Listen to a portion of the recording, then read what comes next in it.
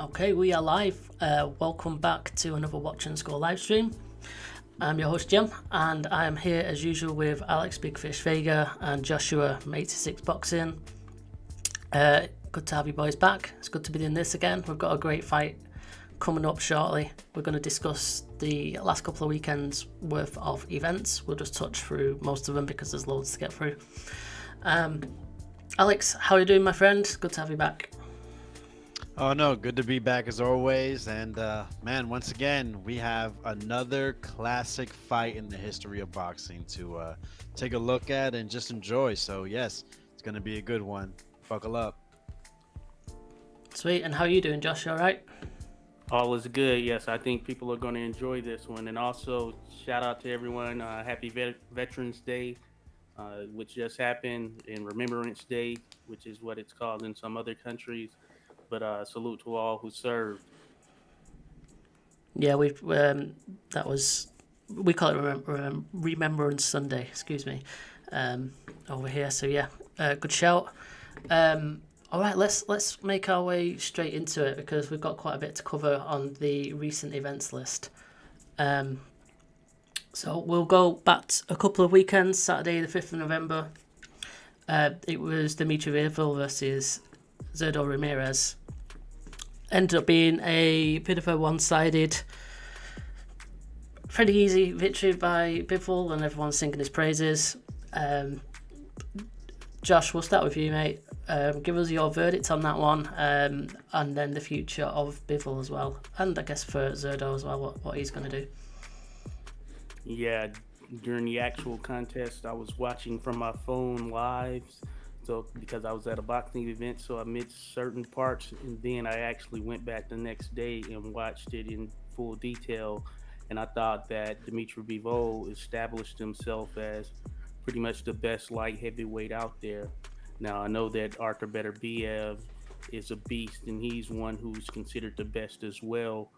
But those two will collide at some point, and we'll get a definitive answer. But as far as Dimitri Bivol, I think it was pretty impressive the way that he was able to thoroughly outbox Zurdo Ramirez, who I thought was a very real threat coming into the contest. He's actually a bigger fighter. He usually has a pretty high output and very offensive, but Dimitri Bivol was able to nullify what Zurdo does best, as he was catching him anytime he tried to come in with his barrage of shots or anything of that nature, and it made it very tough for Zurdo to even really get off punches in combination. And I think that was in part to Dimitri Bivol's IQ, and I think he has a bit more power or pop in his punch than some may think, and that's what was really impressive as well, because you could tell that Zurdo definitely respected what was coming back to him from Bivol. And I think the sky's the limit at this point for Bivol. He's very much a live dog, and he can be the favorite against Beterbiev. And in the case of Beterbiev, of course, we know what he brings to the table. One of the things that always kind of echoes in the back of the mind is he going to wake up one of these days and really feel that 37, 38 years old? And time will tell, but I think this will be the two best light heavyweights in the world when they ultimately face off. And for Zurdo Ramirez, I think he will still have some success against other fighters in the division. It's just that Bivol was probably one of those fighters that had a little bit more on the IQ side that he can handle at this particular point and at this particular weight. But I also think that Zurdo, given his size and frame, he could potentially move up at some point as well to probably cruiserweight, just given that he comes in at generally over 200 plus pounds. So maybe that makes him even more comfortable as far as not having to cut much weight. But we'll see what happens. As far as 175 right now, I do still think he's one of the top guys there. It's just a matter of who he's matched up with as far as him looking good again. Yeah. Alex, do you want to add anything to that? Well, Josh really covered a lot there. I mean, very little to add. Man, Dimitri Bivol, he just beat somebody that was seen as a number one pound for pound fighter by many many lists and Canelo Alvarez. There was people saying, well, he was just too big for him. So then he fights probably one of the biggest guys he can fight within his weight class in Zurdo Ramirez, and literally forces Zurdo to fight when he allows him to fight.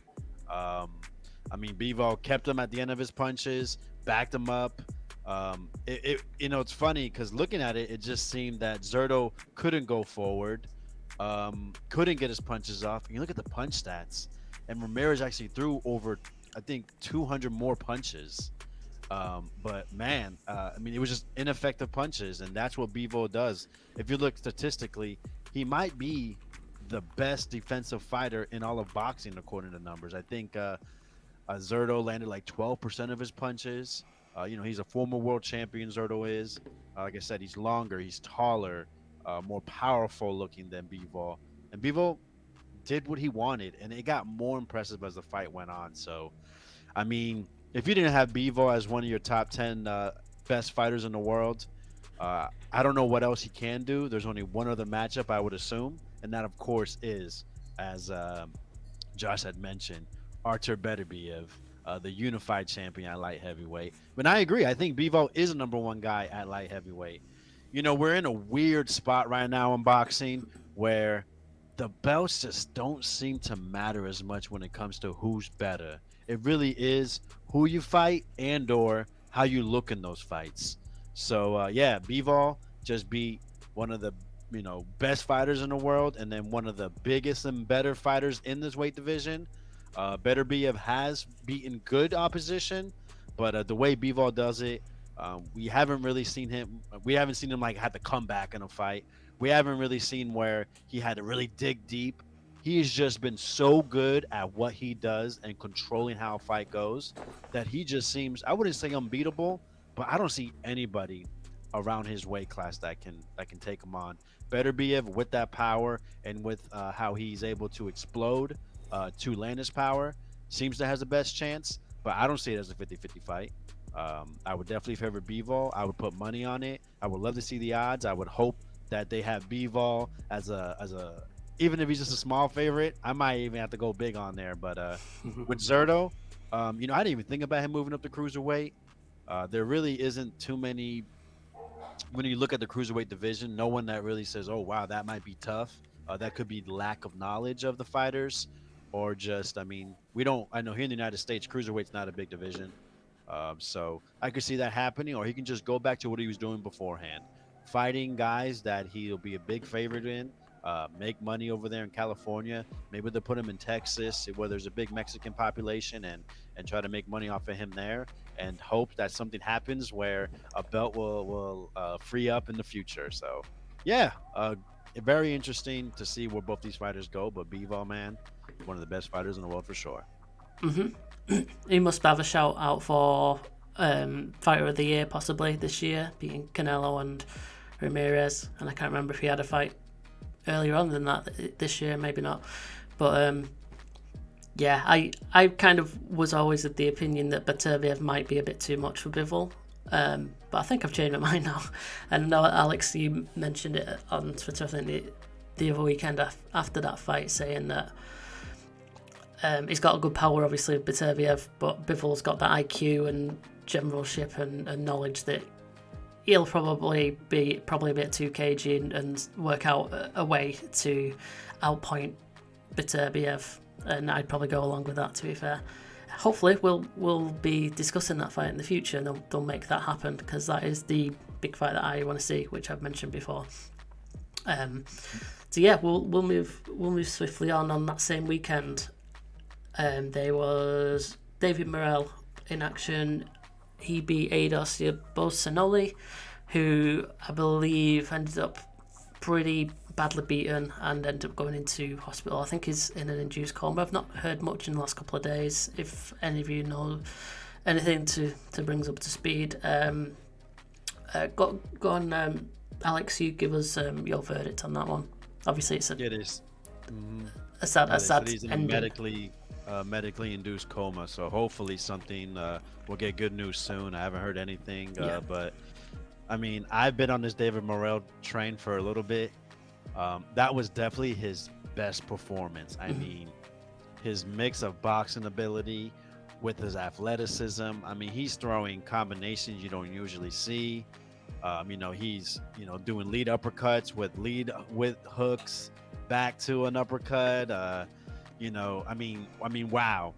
I always favored him. Well, I wouldn't say always, but I recently started favoring him over David Benavidez, and I just think now there's room on this train, guys. Listen, it's not just a one-seater. All right, y'all can hop on David Morrell. I think what it was is actually someone put me onto him and had told me to watch some of his amateur fights. And I mean, his footwork, his foot speed mixed with his boxing ability. He comes from the Cuban school of boxing, and they run amateur boxing basically. And seeing how he was fighting as a pro really seemed, looking at him and seeing that he was really trying to be more aggressive, and it looked like he was a little bit out of place with it at times. He gets sloppy, a little wide, do some foolish things, and those things are still there. But as we're seeing, he's starting to minimize those mistakes. And he really put almost a complete performance. I mean, I think in the middle rounds, he started to lose a little bit of control. Ido started to be able to, get his feet underneath him, start to sit on some punches, land a few. But Morrell took control again. You could argue that fight could have been stopped in the 9th, 10th round. It was a vicious knockout. Hopefully, Ido's pulls through. But David Morrell, you have to say he's definitely a top 5 168-pounder. Not a very deep division. You got John Ryder, Zach Parker later. They're going to establish themselves as the top 5 168.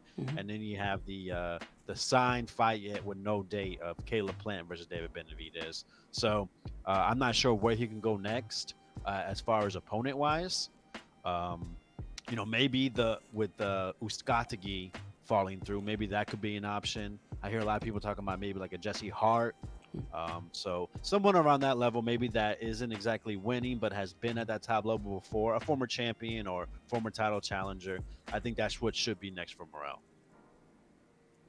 Yeah, sounds good. That'll be going along nicely. Obviously, he's not had that many fights, so he's kind of going about his business pretty quick, which is good if he's stepping up each time. I will note, I did sort of see at the end of that fight that how he helped Ados back to his corner. I thought that was a nice touch. Obviously, he shows that spite in getting the knockout, but he's also kind of considerate and caring as well for his opponents. So hopefully we get some good news on that. Josh, did you want to add your 2 cents on that one? Yeah, not a lot I can say about Morrell other than what Vega had stated. He's pretty much the real deal as far as I'm concerned, and as far as the tops of the division, I think his name should be mentioned amongst them, and I do think that he's ready, he's going to get better, and we may see him for a long period of time reigning there and then ultimately moving up to 175. In the case of Yabersanoli, I believe that's his name, definitely I feel for him. I was just looking up now. It seems that he's still in coma. He's in critical but stable condition, which I guess is somewhat of a good sign. It made me think back to I was at the Maxim Dadashaw fight when he took on Sabrio Matias, because it was here in Washington, well, in Oxon Hill, Maryland, but the Washington, D.C. area. And I remember in that fight, it wasn't as glaring. There was a lot of back and forth between the two. And when we heard, at least I was there in the media section, when we heard that Dadashaw was having issues and had thrown up in the back, yeah, it was surprising in a sense that they were very much competitive in that fight. But in the case of this one, I do think that it got to a point where it was almost cringe level, the amount of damage that Robertinoli was taking, and it could have been stopped much earlier. Of course, hindsight is 50-50, and you want to give the fighter every chance they can get. So we're always going to have those situations where sometimes something is stopped a bit early, sometimes maybe a bit too late. I do just hope that the sport kind of grows from it. And when we think about sometimes when some fights are stopped at a point that we may feel is early, it could be worthwhile for the fighters to avoid situations like this. And I know this is something that everyone knows, of course, but I think it's definitely worth mentioning and keeping on the radar there. because at the end of the day, we do want these two competitors to be able to go back home and enjoy the fruits of their labor. Yeah, that's very well put. Did see a lot of comments about, the ref should have stopped it earlier, but then there's also the argument that the corner should have done a bit more as well. So I think it's one of them where it's, multiple factors that's just obviously had an unfortunate outcome in the end. But we'll move on from that. Hopefully we'll get some good news in the not too distant future on that one. And we'll look ahead to David Morrell's career. Hopefully it doesn't affect him too much as well, because we know that obviously when fighters end up hurting another fighter badly, it can have an impact on them and their future as well. So hopefully that's not going to be too much of an issue for him. So let's move on. This weekend then there was Sonny Edwards beat Felix Alvarado. I think that was a fairly one-sided decision. I didn't really quite catch that one. We'll move on from that one. Last night, also in the UK, was Dalton Smith and Casey Benjamin. I believe Dalton Smith got a decision on that one in a fairly decent fight, I believe. Again, I've not seen this, unfortunately. And then we'll move on to the fights over in America. I believe that, Alex, you saw Yanni Beck versus Bentley, which I believe was fairly competitive. Bentley's got a lot of praise on Twitter for his showing, especially by the Brits. But maybe by the Americans as well, I'm not too sure. But Yanni Beck got the unanimous decision on all 3 scorecards. Give us your take on that one, Alex. Oh, no, Bentley's definitely being praised over here as well. I mean, the broadcast, I think Tim Bradley was even saying maybe it could be a draw. I didn't agree with that. I'm not going to lie, I thought Johnny Beck was going to win this in a fairly easy fashion. I thought Bentley would have moments of some pushback, but Johnny Beck would adjust. And Johnny Beck just, he couldn't. I got to give Bentley all the credit in the world. I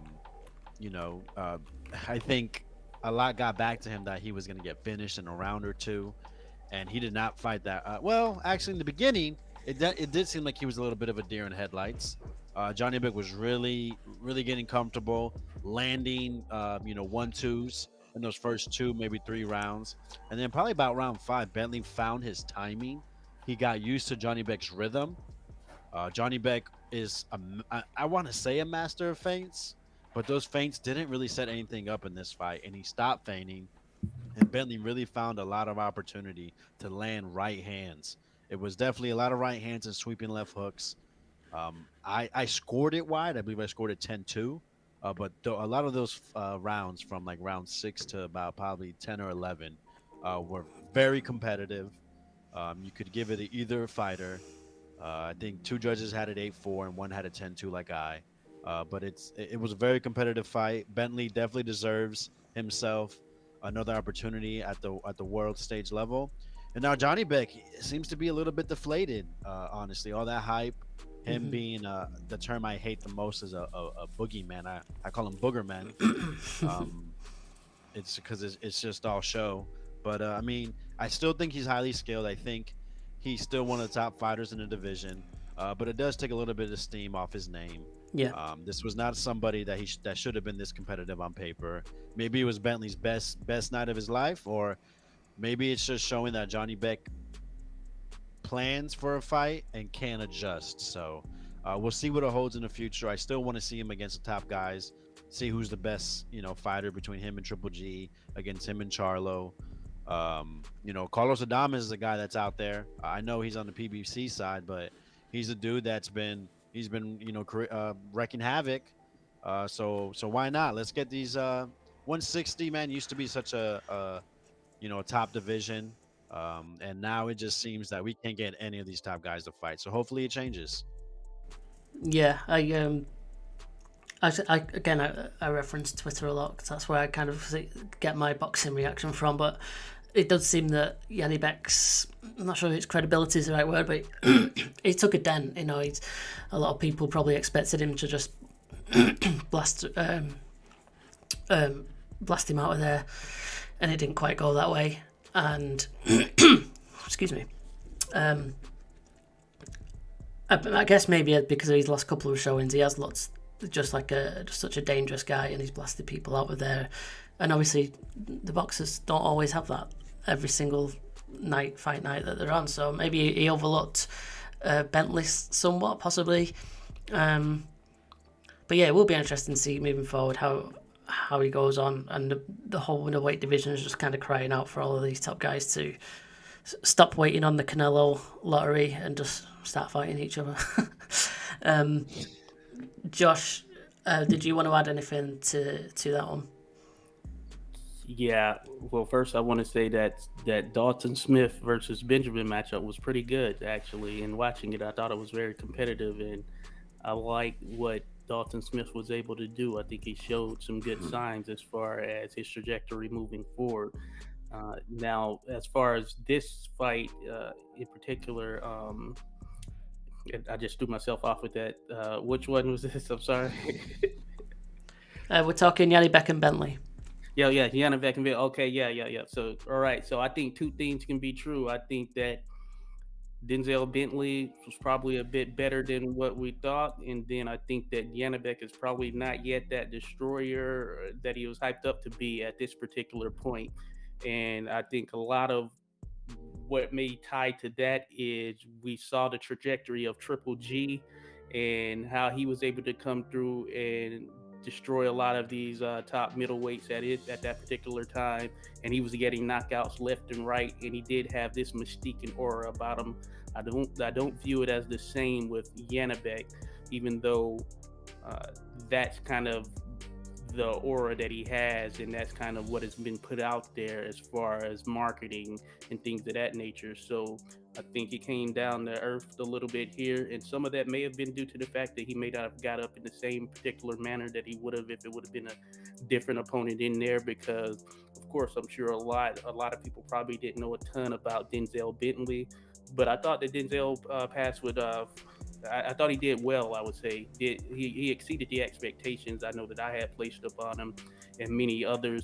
And in the case of Yanabek, it shows that hey, you can have one off night, one slip up, and it could change the way that people view you and look at you. Because in watching that fight, and if he would have fought that same fight with a guy who many say didn't want to fight him or was scared to fight him, I guess in some sense, Demetrius Andre, for instance, then I think Andre, he would have, I think he would have been able to beat Yanabek on this particular night. And I do think that Andre would have beat Denzel Bentley in an easier manner as well, just given his style compared to what Andre is able to do. And he's a guy who was thrown out there kind of as a potential opponent of Yanabek, even though, of course, it seems that that's not going to happen, and we don't know exactly where Andre is at this particular point. But I do think that he can bounce back from this, and he's going to need a couple of good showings in order for him to sort of get that mystique back up again.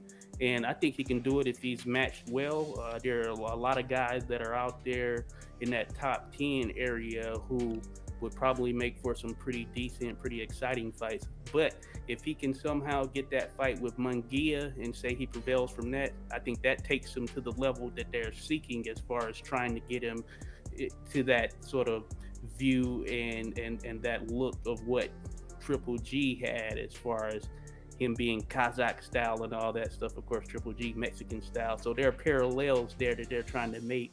And I think he needs a Munguia or someone like that in order for him to get viewed in that manner.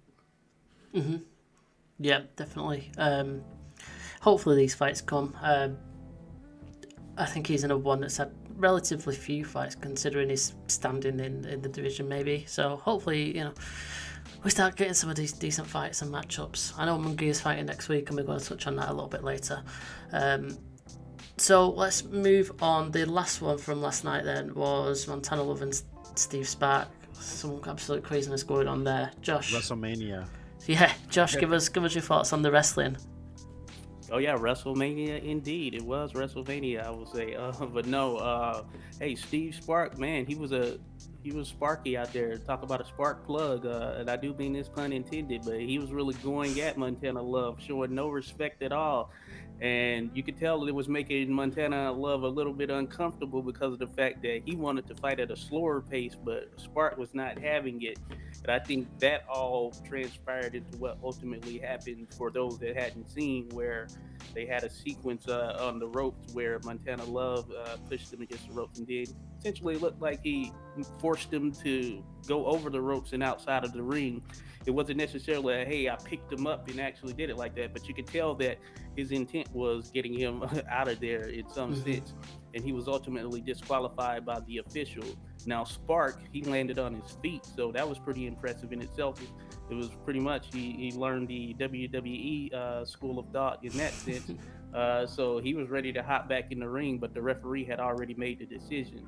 Now, personally, I do think that it could have went on because uh, Spark didn't suffer any damage, and maybe the referee, if he went back, he would have a second thought about it. With that being said, of course, the referee, hey, he's in there, he sees what he sees, and it's a quick sequence that goes down, and he felt that it was intentional, and just the notion and thought of Montana Love trying to force him over the ropes was something that was disqualifiable.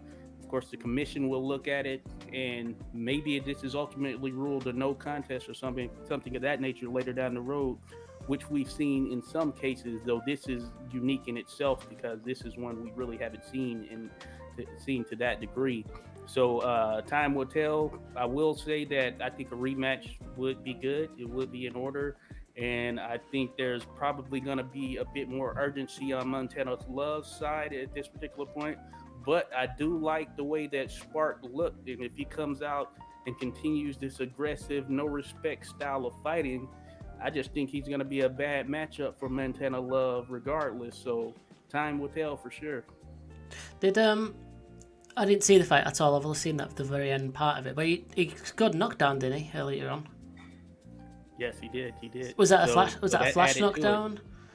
No, I think it was legit, and he was pretty much up. I don't know, maybe Montana Love maybe had a couple of rounds, two tops, but Steve Spark, he was winning the fight without a doubt. And Montana Love mentioned in the aftermath that his plan, the intent was that it would go to deep waters and he would essentially take Steve Spark out there. Yep. But it didn't look like it was going as scheduled, and he was going to be in for a very long night. Yeah. Oh, fair enough. It seems like overturning that decision might be slightly harsh, given he was up on the cards. It might have been a bit of a quick decision by the ref, because he did land on his feet really well. He got straight back in the ring, looked like he was ready to go, carry on, didn't he, really? But then the referees obviously deemed it a disqualifiable offence, so, fair enough.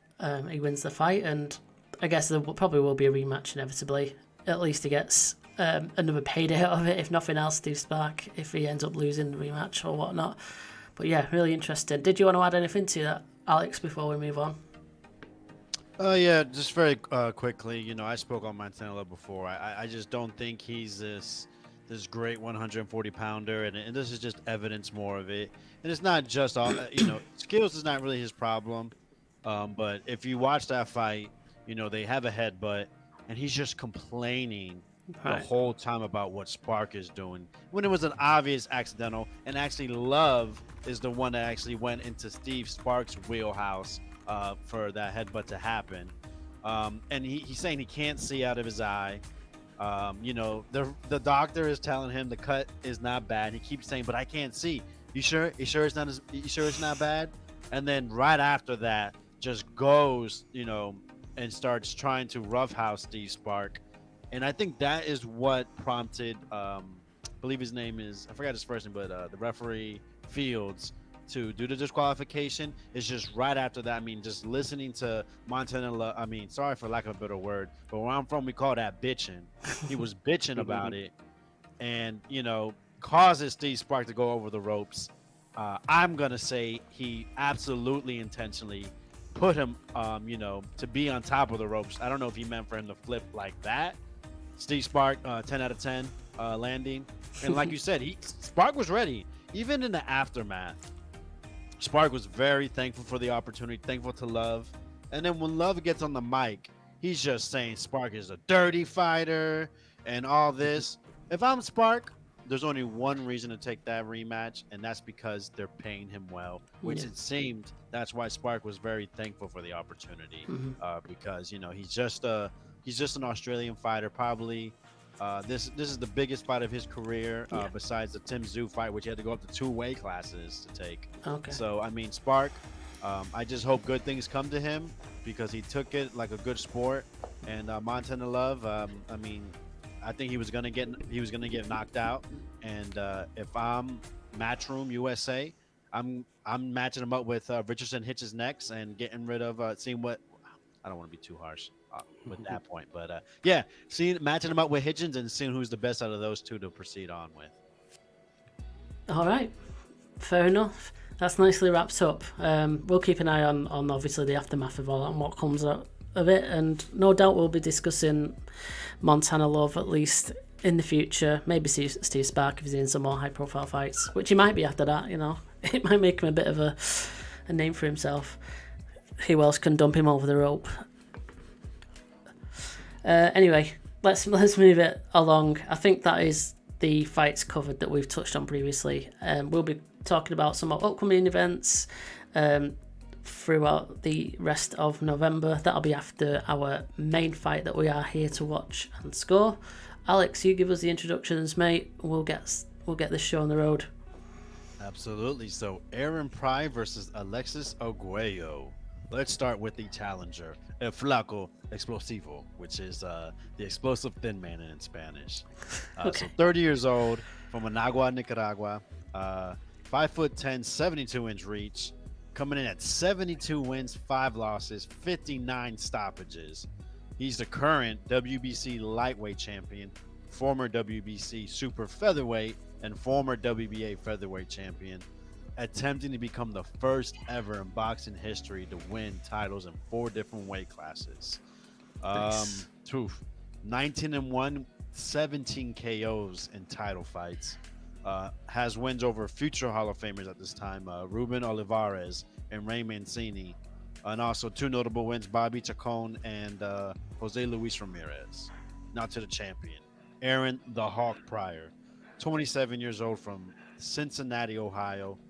A lot shorter, 5'6.5", 69-inch reach, 31-0, 29 KOs. Making his 6th defense of his WBA World Lightweight World Title. Former 1976 Olympic alternate, losing to the eventual gold medalist Howard Davis Jr. In the box off at 132 pounds. 6-0, 6 stoppages in world title fights, beating Antonio Cervantes by 4th round KO to win the title. Okay. Great stuff. That is things nicely introduced. Everyone should have seen the instructions on the video so far. But just as a quick reminder, if you want to score this with us, and want to be part of our group, you need to be a registered member. You need to then go into the group section, and there is a code that you need to enter, which is in the video description, and it's been on the screen for a long while in the introduction stage. Once you're in the group, you can score any fights along with us. If you want to find this fight, you need to go into the fight list and then just go to the very last page, because it's in order of date. So it is from 1982. It is on that very last page. And there's also a link in the description again of this video, so you can just click directly to the scorecard for it there. So we are straight into the fight. No introductions. There was some singing and everything going on in this video, but I forwarded it along. Let's just get to it. We're away.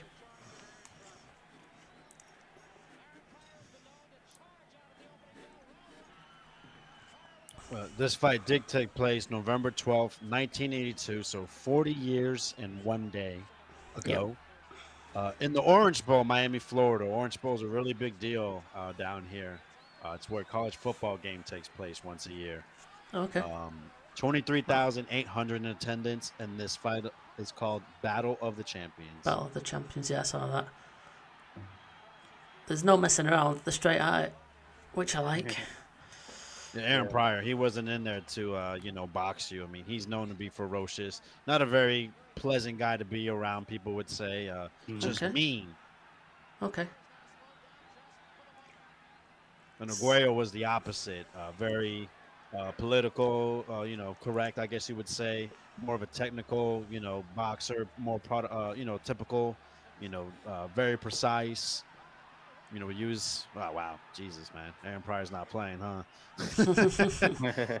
Yeah, generally when you have or typically when you have these types of elite level fighters with these differences stylistically, it makes for something pretty amazing. And when it does, you get what will ultimately be a classic fight, such as this one, and we will see why as time goes on. But certainly the Hawk is out there hawking.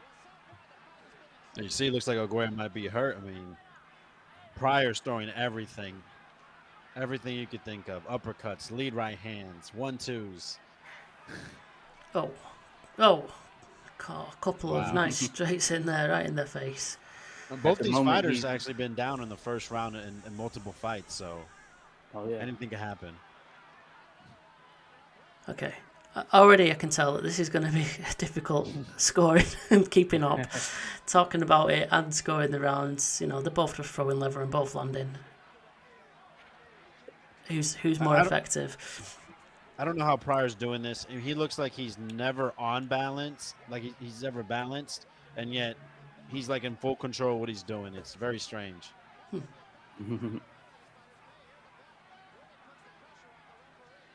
It's a nice uppercut. Oh wow, what a lead uppercut! Oh my, that was thing of beauty. Yes, it was. He tried it again, but yeah, that wasn't gonna go. They're not keeping this pace up. This is relentless. Aguayo's definitely being overwhelmed. Is not sure where the punches are coming. I mean, Pryor's landing a lead right hand, and if you ever boxed before, I mean, you don't really throw lead right hands when you're orthodox, and so is the other fighter in the same stances. It's just not a good idea usually.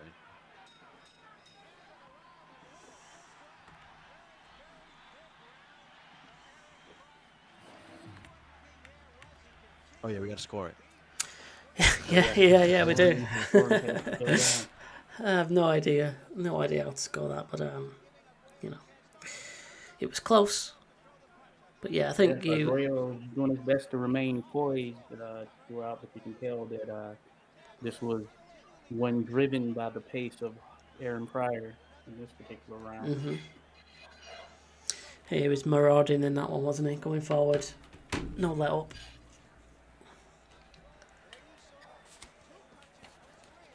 No doubt. First round for the Hawk, says Boz. Fair enough.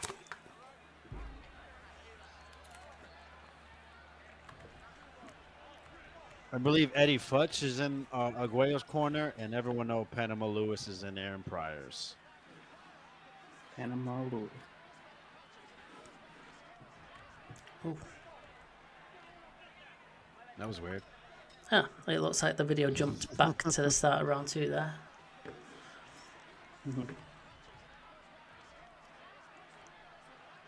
So now we're seeing that opening punch twice. Do we score it as twice? twice landed. Okay, that was really nice by Aguero. See, Aguero's starting to use the stick more, and was landing on his right hand. Oh, nice hook.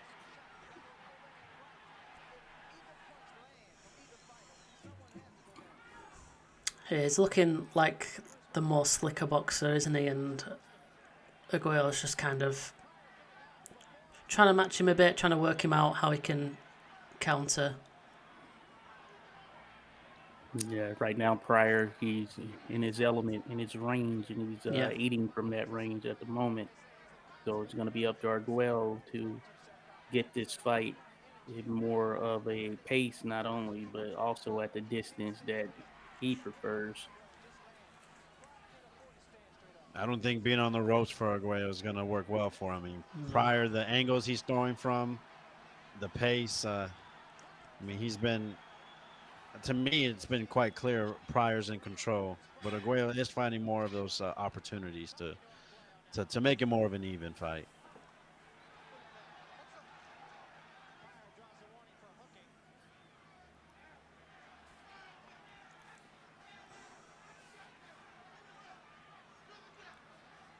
Look at that, man. Lead right hand.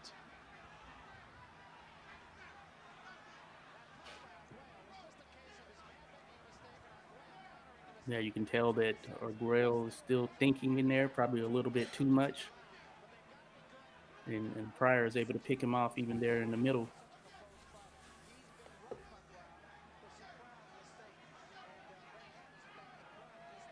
Starting to slow down a little bit now. Looks more like a boxing match.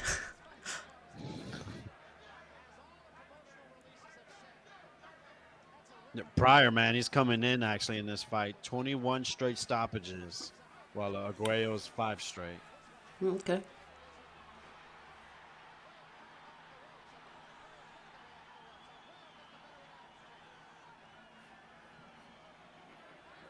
Yeah, Buzz is indicating there in the chat that Arguello liked to start slow, if he's not mistaken, and most of his knockouts came in mid to later rounds, so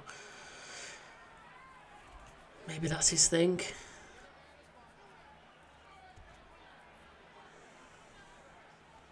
I mean, look at that footwork. It's so bad. It's so bad it's like good for him somehow. Strange. Unorthodox, you might call it. No, Intended, it's bad. intended to confuse the opponent. It's just that pace, man. That pace is insane. And he obviously hits hard.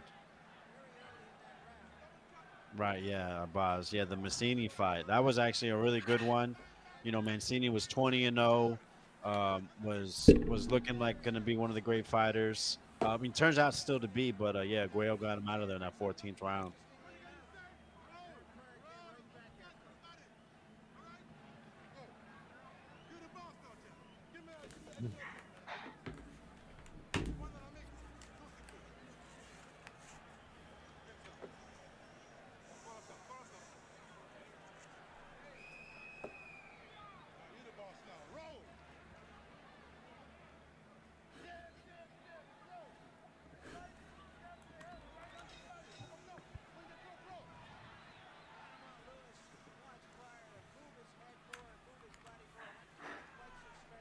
You know, Aguero was seen as like a living legend at this time.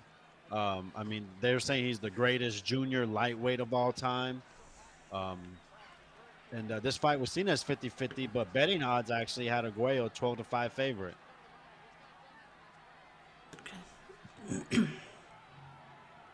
And Arguello is one of those fighters who's now universally regarded as the greatest fighter from Nicaragua, though Chocolatito is someone who is making his way up those rankings and in the running as well. But something about Arguello, he just kind of represented the country in a way that made him synonymous with boxing in Nicaragua.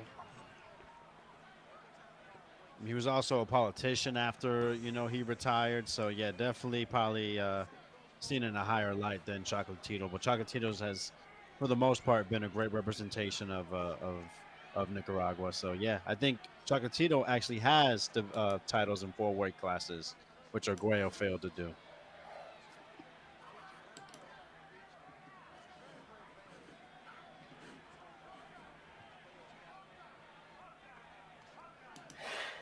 Wow. The Pryor's crazy. He's circling to the power hand. But, you know, like Jim said, he's so unorthodox that just seems that rhythm is so difficult to deal with. Kind of reminds me a little bit of who am I thinking of? I'll come back to that when I remember. The name escapes me. Pryor actually has really good upper body movement. I got to give him that. You know, with that terrible footwork, he makes it up with the upper body.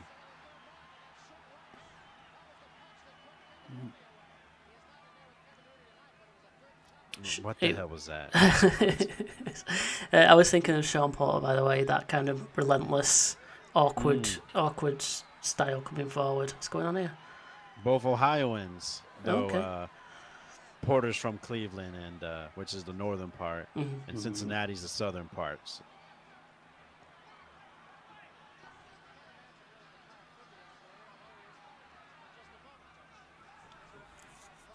Wow, that was interesting. Arguello's trying to parry Pryor's right hand with his right hand, which is not really good. No, set himself open for a strong left from Pryor. Oh, caught him there. Yeah, Arguello landed probably about 4 or 5 hard right hands this round. Yeah, I still give it a Pryor, but that was Arguello's best It's round. definitely his best one indeed. so far, yeah. Same here. Some of those are nice and sharp. But Maybe Arguello it's. might have finally found his distance and also got used to what Pryor's doing. Yeah, I was just about to say. He's closing the gap. And as expected, Pryor, he's still controlling the pace, but he has slowed down a slight bit.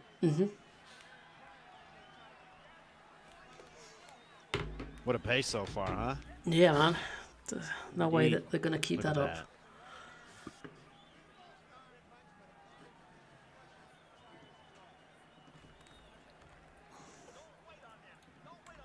It's almost like to keep up with a pace like this, you're gonna need to like get some extra boost or a drink of something.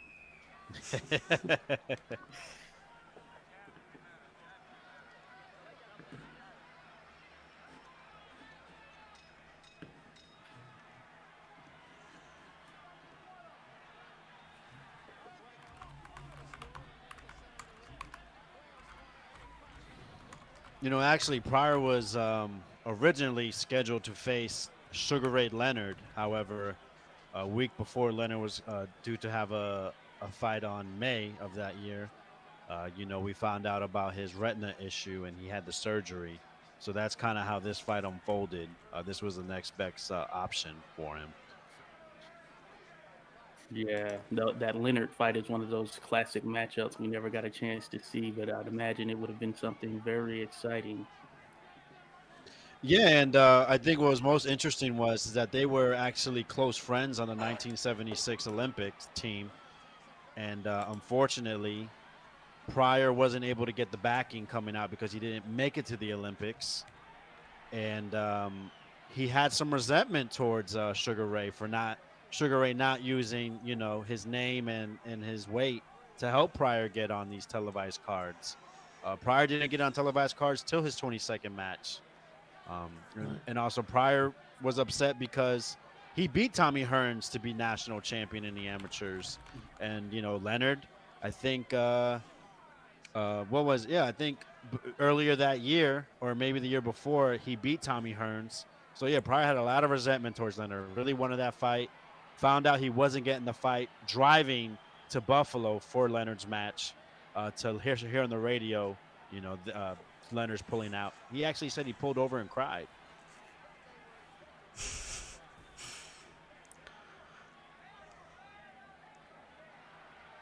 Right, how we're seeing this one so far, I was a little bit distracted because our analysis section doesn't seem to be working at the moment for some reason, so we might not be able to compare some scores or see the outright averages, unfortunately. I think so far this round is up for grabs. Seems both guys are doing what they want to do at times, so we'll see how it progresses. I've seen Arguello might have hit Pryor with something that had him, retreating. That was a wild miss. Yes, and it's been a subtle shift to where it's now Arguello coming forward, and Pryor is kind of working off the back foot at this point. Yeah, this pace definitely favors Arguello. He's the more technical, the more of the sharpshooter.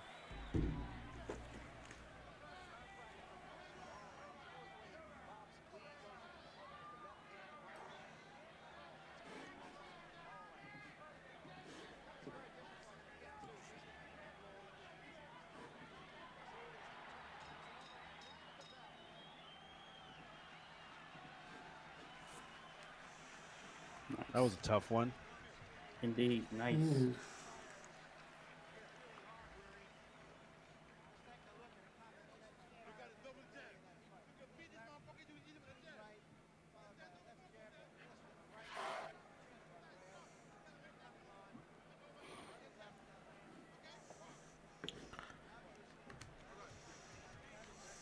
Oh, that was a nut shot.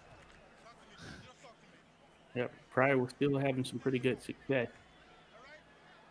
but it looked like Arguello started to feel a bit more comfortable, and those long shots were landing crisply. Yeah, right. I agree with Boz. Can we watch that one again?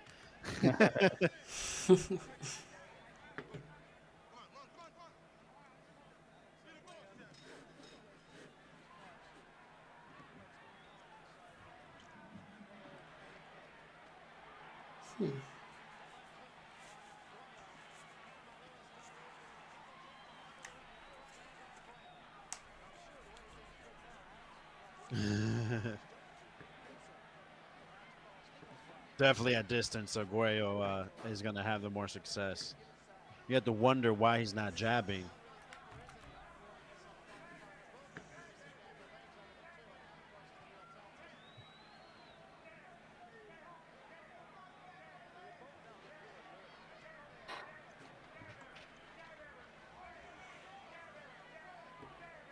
Taking this fight actually was more better for Pryor financially. For the Leonard fight, he was due to make 750,000. For this fight, I believe he got 1.5 or 1.6 million. Not a bad consolation prize there.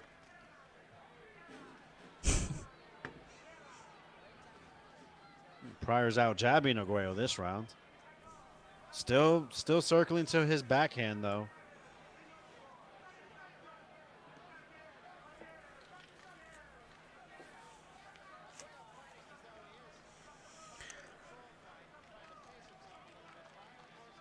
Yeah, this pace is more likely to suit Aguero, but he's still working things out, isn't he? And Pryor's still he's got that effective jab really.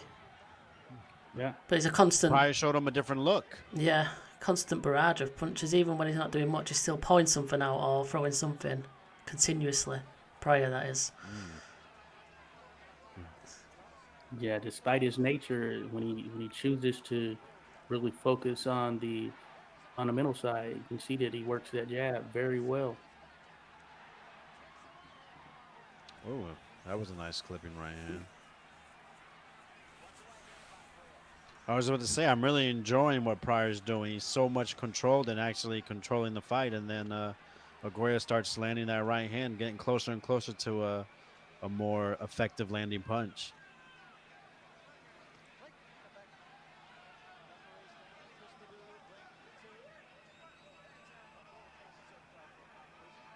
Last 30 seconds. I'm not liking how Aguayo's trying to catch the punches so far away. He's really reaching out, and that's really setting him up for. And he's not looking to throw something afterwards. So, with Pryor's unorthodox punching, it just seems it's going to result in something bad if Pryor can take advantage of that. Mm-hmm. Wow, another very close round. Yeah, I think I prefer Pryor's work in that one, to be honest. No, I agreed. I think Pryor did more that round, but Aguayo landed the better punches, so that's why I believe it's a close one. Yeah, I don't think there was enough of that for him to nick the round in my view.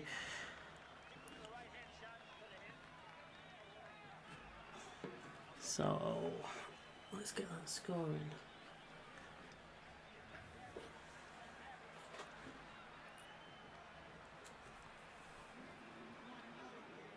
And remember, folks, this is a 15-rounder. 15-rounder. So you think about that pace and then how much is left to go. It certainly makes you show that these guys, yeah, they definitely had a different engine to them for sure.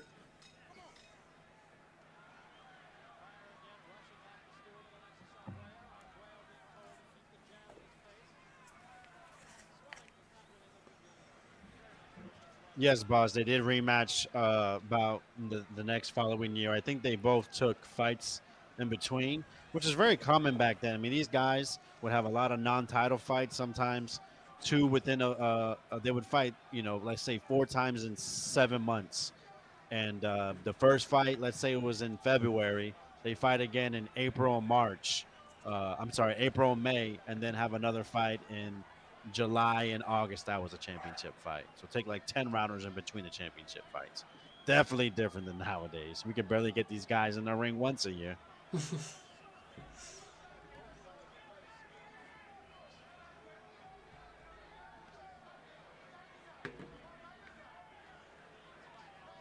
Look at Pryor moving, huh?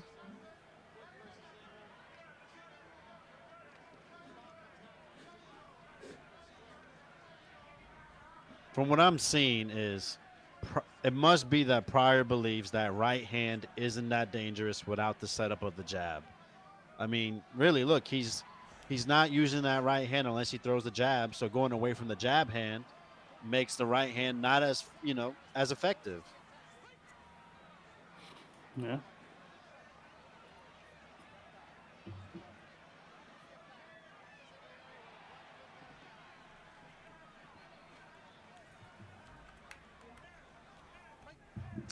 The Pryor that was in those first the first 3 rounds is definitely different than the one I've seen the last couple. I'm really enjoying the way Aaron Pryor's fighting.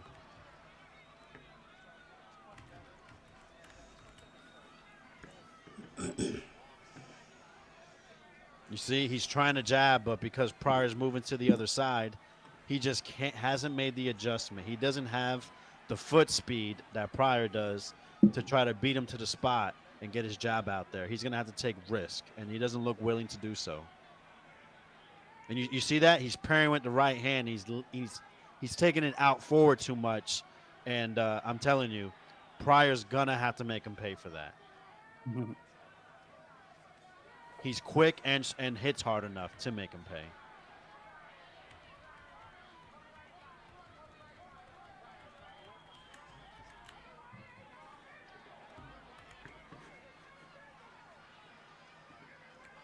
See, Arguello's coming with a high guard trying to walk him down, but he's not throwing anything really.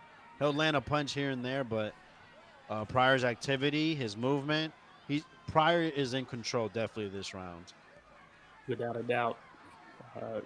Arguello had a slight point of momentum there in the 4th round, but he's seemingly giving it all back to Pryor. So I'm with you. Pryor's definitely in control right now.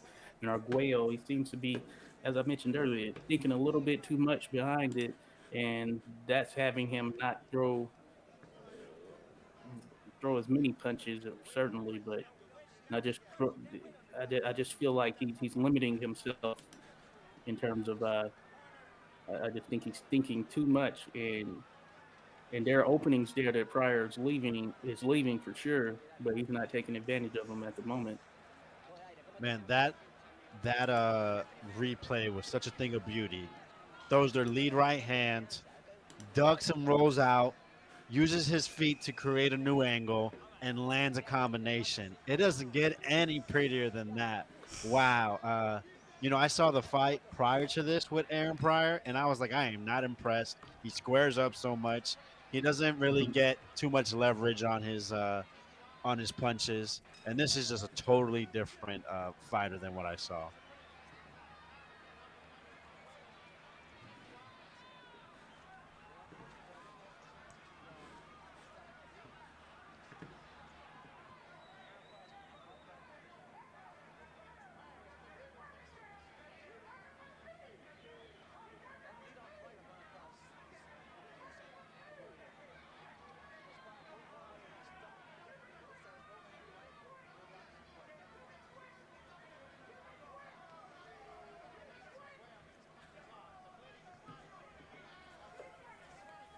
Pryor dancing in there, man. I mean, he is just exuding confidence. Yeah, and Arguello's stalking, but he does have these little lulls in offense where he doesn't really throw. But when he does let his hands go, he seems to land fairly cleanly.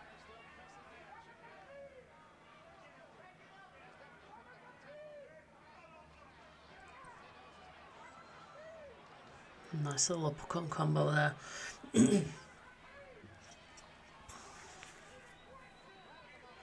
It's like it's moving in slow motion for Pryor right now. I mean, just a few seconds ago, uh, you know, Arguello tried to land a right hand. He slips to the left and lands a counter left uppercut. Look at that slip. I mean, jeez. Oh, nice lead right there.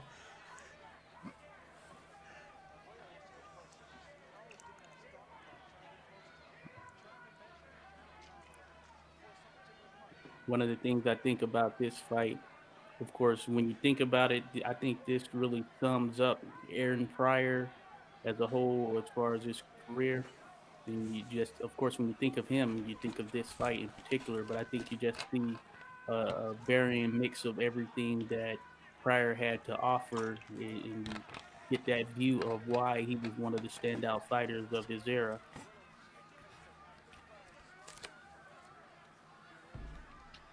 Well, this is Pryor's first really big fight. He actually turned down the first opportunity to fight Sugar Ray. They offered him $500,000. He said no, that wasn't enough. And then they came back to him, I think, about a year or two later.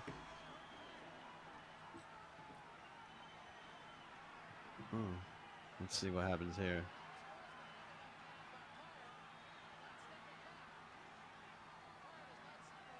Arguello feeling it, must have feel he landed something that hurt him.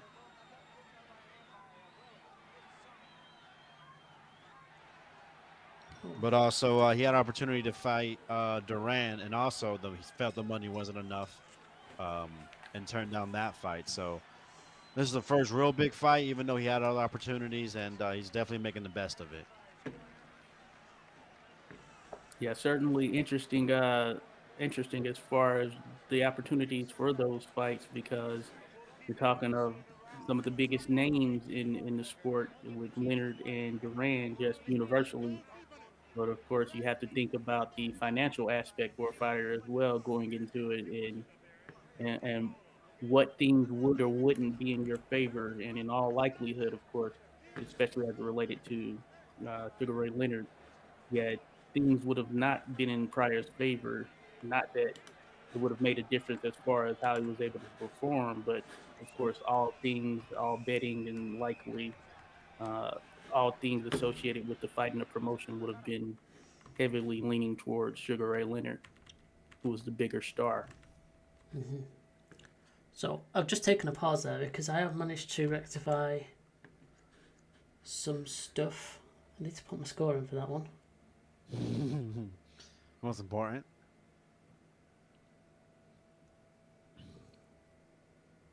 I can't lie, man. There's probably about 2 or 3 rounds that I don't know if I call them swing rounds, but I wouldn't. Well, I guess you have to call them swing rounds. I could see if someone did give it to the other fighter than what I believe. Yeah, that last round was pretty close. I must admit. Josh, you seem to be around behind. Have you put your score? Yes. I think it's going through now. Sorry to put you on the spot there.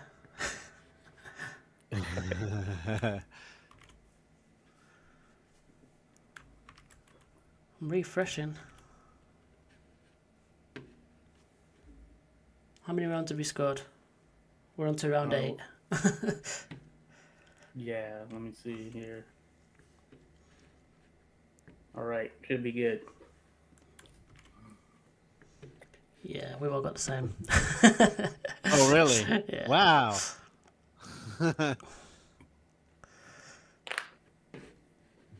So we've all got. Sorry, apart from Boz, but us three have got it 69-64. Boz has it 7-0. So he scored every single round to Pryor, which is fair enough. Let's see your 2 cards. Hopefully this works. Yeah, we'll see if you came to the same conclusion. Yeah, you Uphill scored battle for Arguello here. from this point on. Yeah, you'd say so. You both scored the rounds the same way. No exact same percentages and reasons though. So, you know, some differentiation. Anyway, we're all kind of on the same page. But at least I've got these couple of screens back intact for the time being. Until they screw up again, no doubt. Let's continue on to round 8. And Boz, we gave round 4 to Arguello, I believe, all 3 of us. In fact, didn't Boz have an even round in there as well? I think so. That might be the round that he scored even. Or it might have been round 5. I can't remember.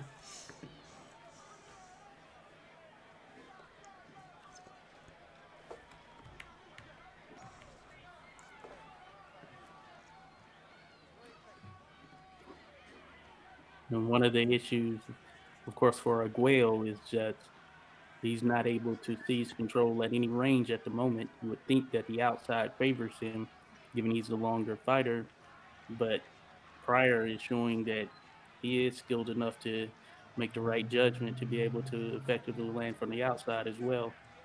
And he's doing it in a very basic standpoint, using the jab. I mean, that sets up everything, or at least that's the notion going way back, but he's using it very properly.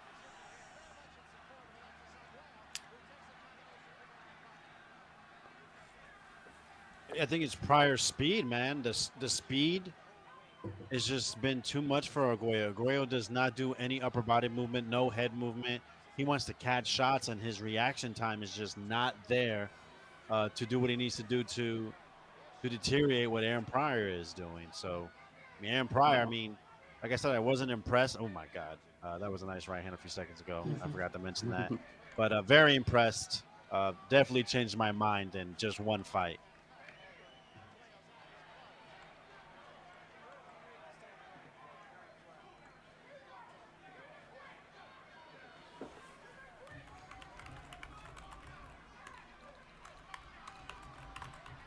They're really just kind of picking Arguello apart right now. Mm-hmm.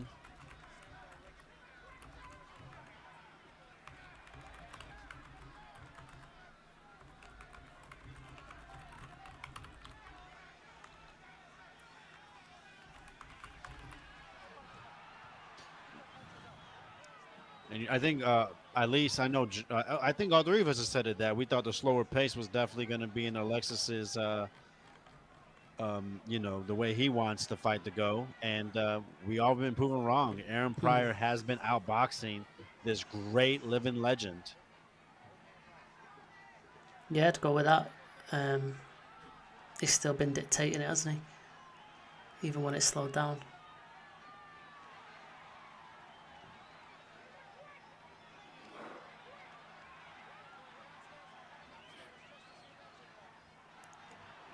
It's a nice jab, caught him with.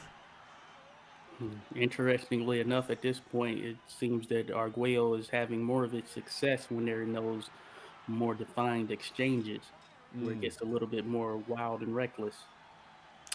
Yeah, he had a good spell there at the end, but probably a bit too little too late, wasn't it? Not agree.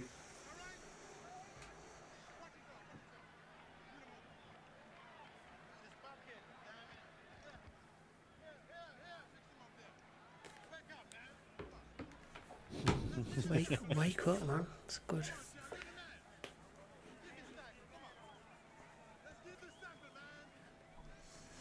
Alright, looks like Boz give that round to Alexis. I disagree. Yeah, I went with Pryor on that one. It's a nice little hip shot.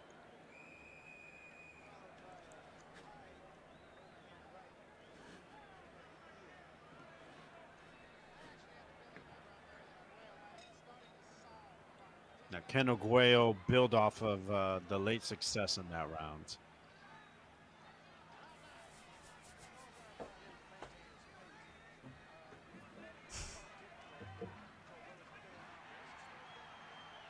Yeah, I feel like I'm like at the edge of my seat right now. I feel like something's gonna happen. I just feel like Arguello found something. He's like Mikey Garcia against Errol Spence, but he's gonna actually see. He's gonna show what he saw.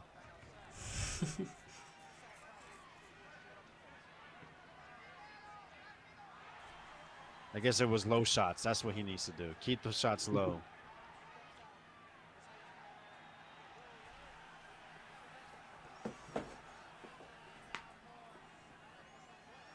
He's kind of got back onto that front foot again, hasn't he? Pryor's running back, but picking him off.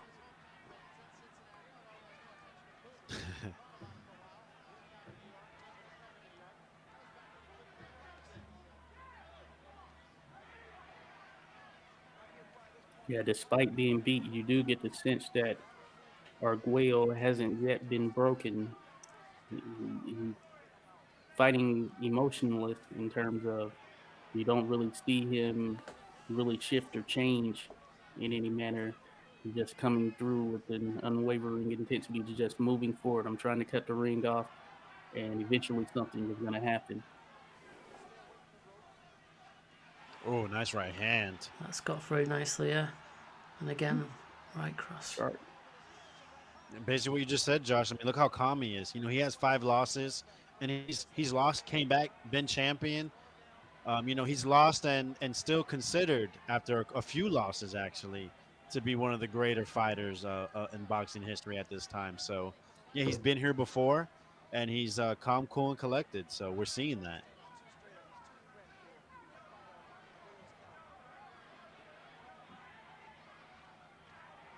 And those low shots are really making a difference. I feel like. Look at that. Oh yeah, That was a nice one under the elbow. that's the recipe. Oof.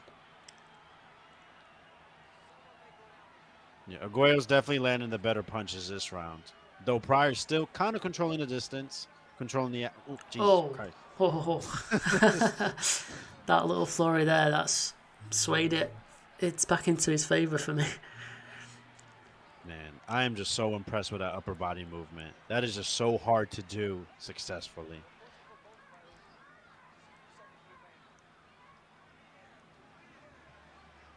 Like I say, because it's so awkward and orthodox, it's like Alexis kind of realises what's just happened, tries to adapt to it, but then another shot's hit him in the meantime. He's always like one shot behind. Man, that's another close round right there, without a doubt.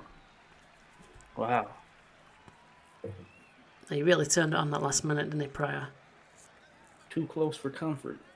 Mm-hmm. Jeez.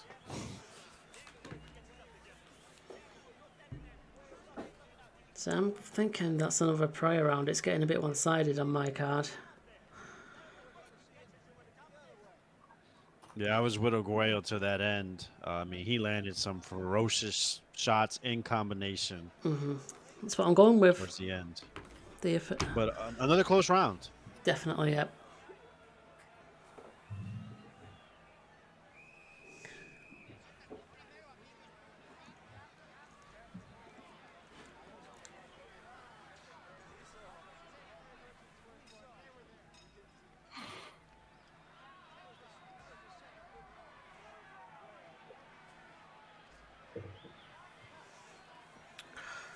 Right then, round 10.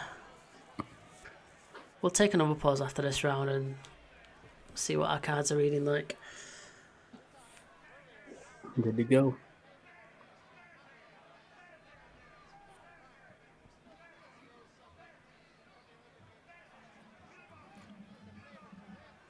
Slowed it down again after that frantic end.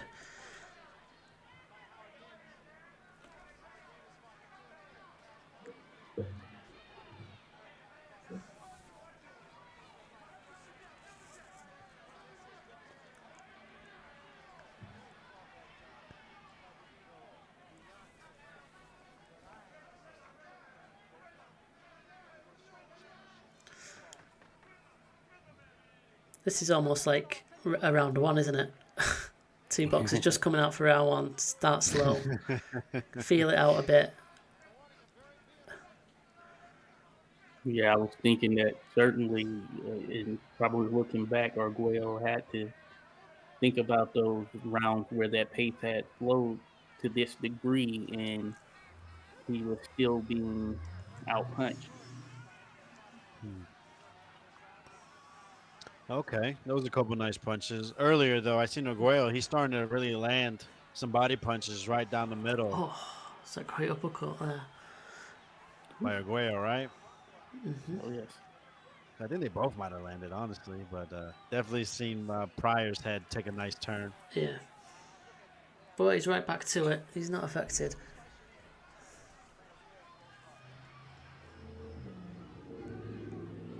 In Pryor's last fight, he got knocked down the first round, and he literally jumped back up and was literally trying to attack the dude. The guy's insane. This guy is a true fighter, Oh, yeah. 1000%. He's in there to kill you. And to see him how calm he is in this fight is it's a nice treat because he is a ferocious dude. They say he's fearsome, real nasty guy when it comes in inside that square circle. He's Yeah, and I think 31 and that 0 with 29 KOs. yeah, I think that edge that he had made a lot of people favor him over Sugar Ray Leonard had they fought. Mm. See, he's showboating now. He's super comfortable in there.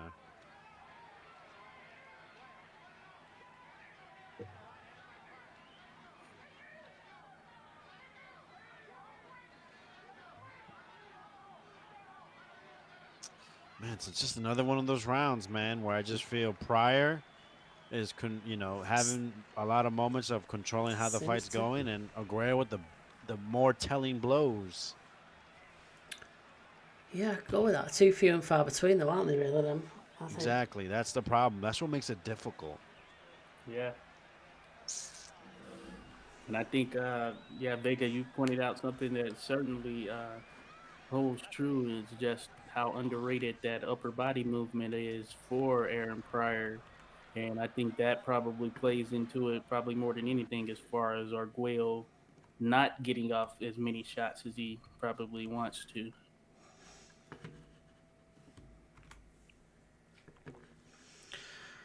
So here we go. We've got some differentiation now. So you two boys are on the same scores still, 98-92. Bozzy's 98-93 and I'm 99-91. Oh, yeah, variation. I'm assuming it's the last round that's the difference. That's what I believe so. Well, we've got a lot of same scores here, me and Alex. A lot of green. You know what you're talking about, that's why. So yeah, that last round. I like the way you judge, sir. So the last round I went with Pryor and you went with Arguello. Okay, interesting. Is that what you went as well, then, Josh? Not in this last round. Oh, in you're on this 9. last round, I went Pryor, actually. Okay, so that would have been the previous round. The last 2 rounds, you two might have disagreed. Yeah, the previous round, I did go with Arguello. I did like his work early, even though Pryor came on very well at the later stage. So there you go. You both got the same totals, but the last 2 rounds you've scored differently. Interesting. But good to know. All right, let's continue. I'll put the fight back up first. And away we go.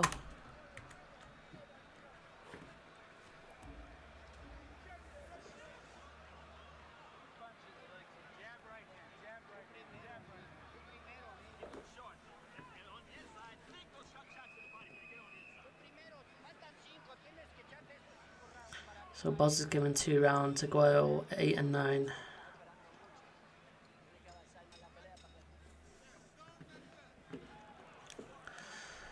Right then, here we go.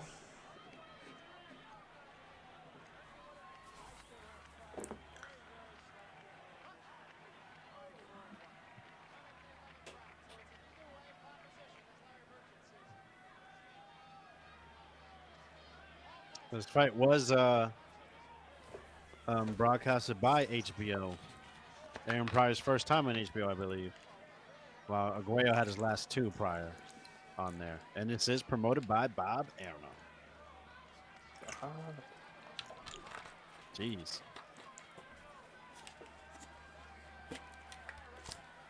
This is the type of fight you certainly look for when you're making your debut. You're trying to take advantage of an opportunity.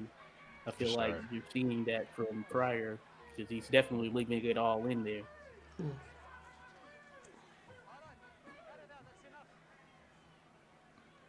Who's that yelling?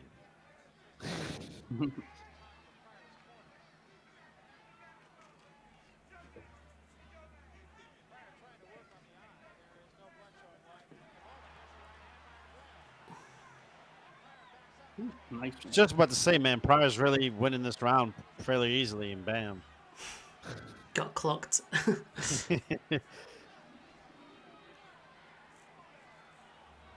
Yeah, both of these guys have beards because despite such clean landing, you haven't seen either truly rot to the point where you thought, "Oh my goodness, they're about to go down." Mm-hmm. Yeah.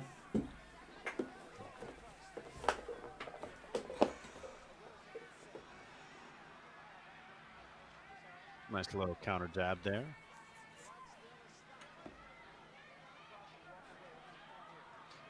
You know, Aguayo's man, I mean, just not pulling the trigger. I mean, he has his man on the ropes. You know, you got to let it go. I mean, you're down on all our scorecards.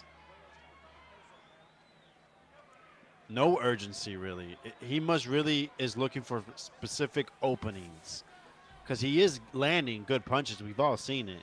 But like Jim has said multiple times, just far and in between. Yeah. And then that success he had to the body, he seems to have forgotten about it. Good point. Wow. Man, that right hand's a thing of beauty, huh? Yeah, when it lands, it lands. Mm-hmm. Especially because he's so long and you could just, I mean, just see how he puts his body into it, lands it cleanly a lot. But like you said, man, Pryor, man, this man just keeps coming. Yeah, Jeez. he's relentless. He might have no feelings.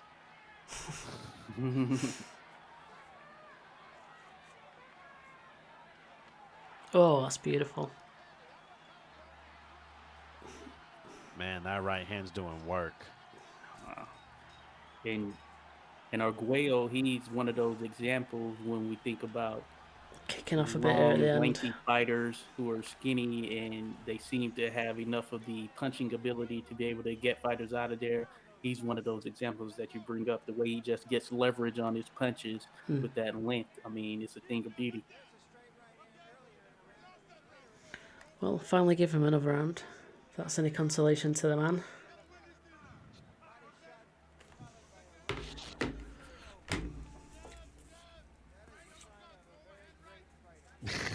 See, Pryor just smiles. Smiling away.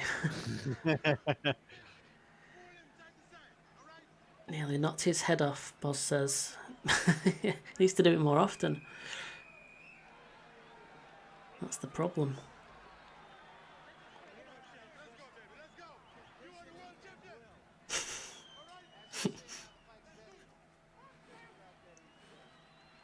Alright, into round 12. Oh, we've done another cut there. Into round 12 again. Some good video editing.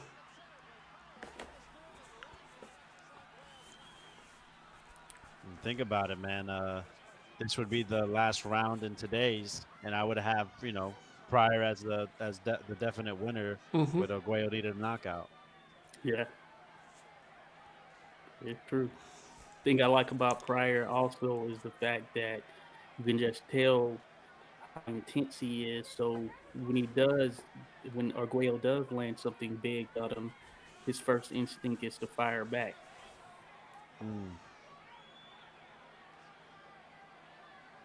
He's a crazed man, and we like it. It's effective as well, though, isn't it? Because anything that Aguelo's then thinking of following up with, it just puts him off that stride. Even if, like, what Pryor's throwing isn't really doing much, it's a distraction, if nothing else. Oh, yeah. I think the story of the fight's really been Aaron Pryor's jab, man. Oh, yeah. And obviously both their chins. Certainly. Oh, it looked like he wobbled a bit, but I think he's just... Yeah, kind of faking a bit of a wobble. Who knows? I think he was hurt, honestly. I think he had to shake it off. Mm-hmm. He retreated. He had to. He's the reset. Certainly. Neither wants to give in on that mental edge.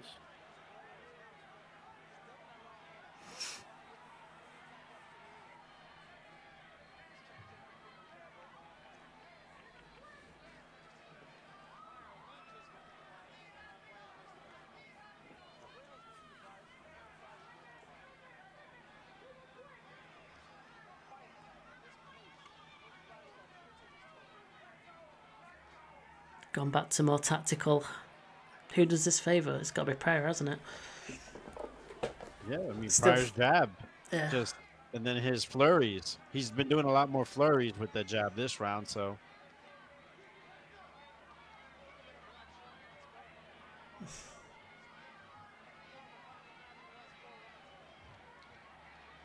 Alexis. Arguello just can't set up that right hand the way he wants to. Just can't get it to Yeah. be in the place he needs it. You can see now he's starting to do a little weird bounce, like he's frustrated, trying to think of something else to get it off, but he's just got punched in the face 3 times in a row. It'd be interesting to understand what the punch stats, because it seems to be at sort of like a 3 or 4 to 1 Yeah. in favor of Pryor at this particular point, as far as landing percentage. I think that might have been his clearest round yet. It's been a while since it was that clear.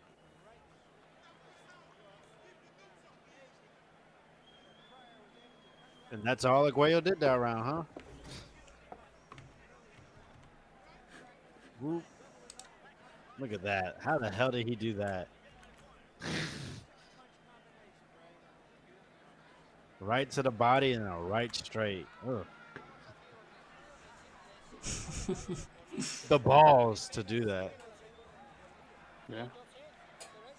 And yeah, Boz, I agree, man. The jab, but they obviously did some film study from previous fights, and I'm telling you, he has to have his foot placed in a certain way to throw that jab.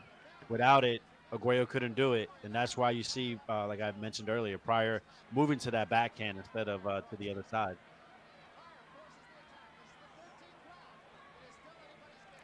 Oh, they're scrapping now, phone box Mr. style. Pryor back out there.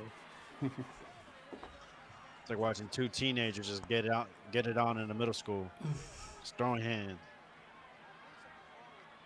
Jesus, Oh, man. it's caught him there. How annoying is it to fight Aaron Pryor back in these days? Yeah, that pace is crazy.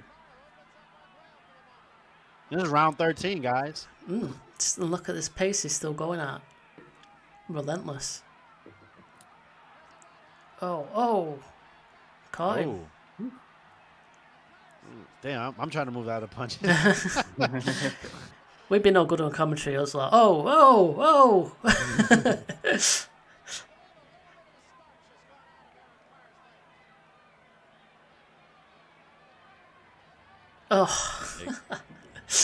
That's right straight. And I was going to say, Pryor's got to get behind that jab, and then he does that strange lead right hand. Yeah. That seems to just land throughout the fight. Oh, my gosh. I don't think we'll ever see another Aaron Pryor. Just the way his fighting style is so unique. Oh, Yeah. that was a big shot. Wow. I think the back of his head touches Touch the canvas. head touches back. Yeah, right. The canvas. Yeah.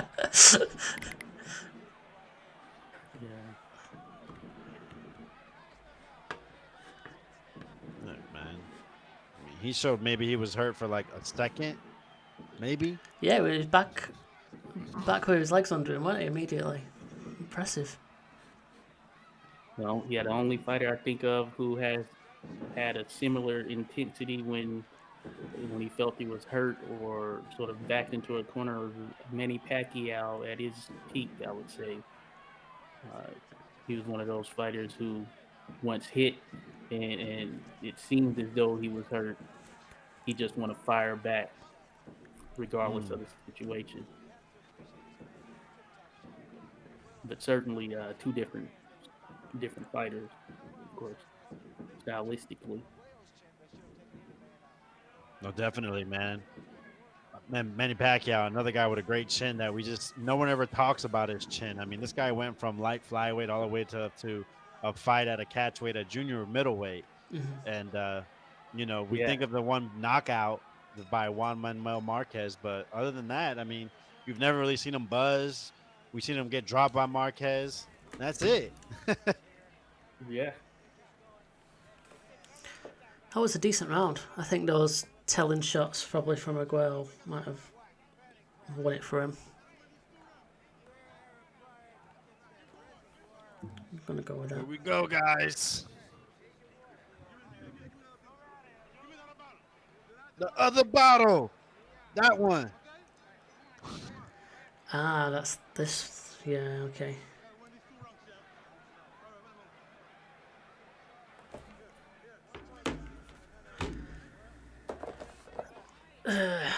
Oh, how Yeah, the hell did he not go down? man. But yeah, Boz, you're right. Mancini did do a pretty good job up to the point of being shot. Salute, fellas. Mr. Good One says Pure Sure. Sorry, butchering that Pure name. Sure. But welcome in again. Good to have you back.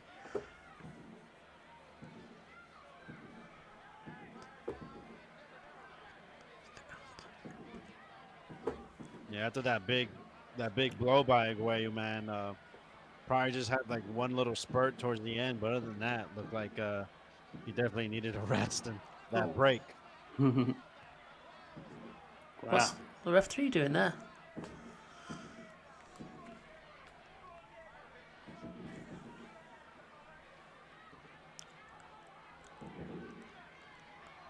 Oh.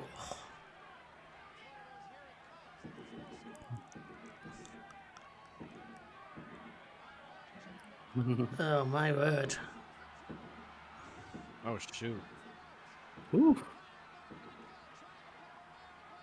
Yeah, he's definitely got a second wind. Oh, Jesus Christ. Step in, ref. What are you doing? Yeah, it's over. Oh my God, he's Fucking hell.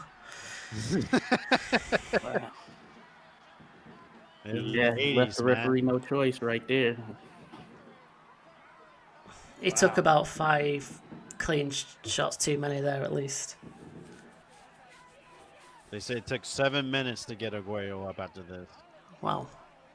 Wow. Dangerous stuff, man. Do we have to score around 14? No, Baz, you don't. Fight's over, mate. You can complete your scorecard and say there was a stoppage. That's definitely a classic fight. Absolutely. Absolutely, no doubt. And Oh, look at that. controversy, not for what happened in, well, I guess kind of what happened inside the ring, but more of the story of everything. Yeah, I like to not look too much into the fights that we are going to score if I've never seen the fight before. Just so it's like the first time I see it and I'm not aware of stuff, which is why I get you, Alex, to do the intros and stuff. So I don't have to. I get to ruin it for myself. I don't get any spoilers. But yeah, when like you just then mentioned about the bottle incident, I instantly just like I knew that was a thing. I didn't realize it was this fight, but obviously it's a whole folklore kind of thing, isn't it? That still talks about today. And you know, in seeing it, just the fight, just seeing how it played off, that definitely on the second watch, I do think that Pryor, man, he just was one of those guys. That intensity, he had that similar intensity throughout the fight. So I think he just mustered up what he could there at the end once he saw he had him hurt. You know. Yeah, he kind of went into overdrive. You know, he did even more of what he'd been doing for the rest of the fight, really. But yeah, Of course, the world will never know. And if anyone remembers that Panama Lewis with another fighter, I forgot the names, which is a travesty, but you know, he did get banned from boxing and served prison time for removing this, you know, the what you call it? Yeah, some of the padding. The padding. Yeah. So for the rematch, Pryor hired Emmanuel Stewart, and actually Arguello blamed Eddie Futch for this loss, and he hired a new trainer for the rematch, which Pryor won in 10 in a more dominant fashion. Okay. Good to know. Yeah, I mean, good style matchup right there. I think they would have made for some pretty exciting fights just in any situation, at any point in time. And Pryor just, I mean, you have to give him credit for that work he put in throughout that early part of the fight. I mean, he was really in control for the vast majority of it.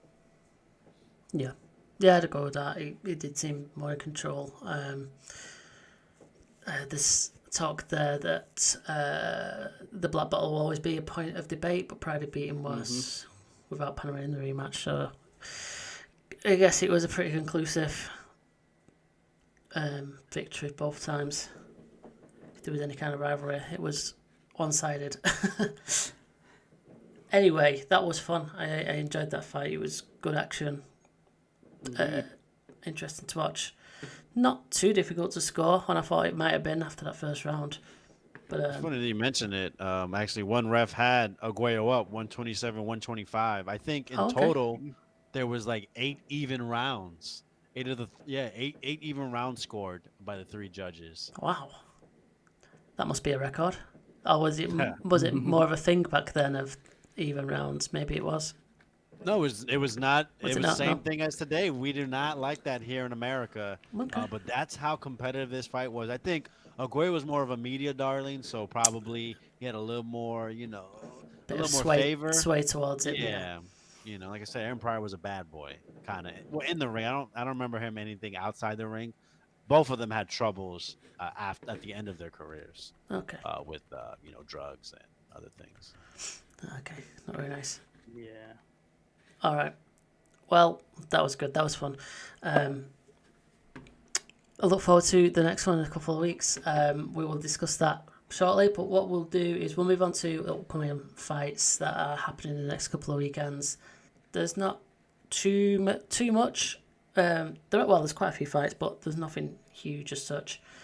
Did we see where we finished off scoring wise?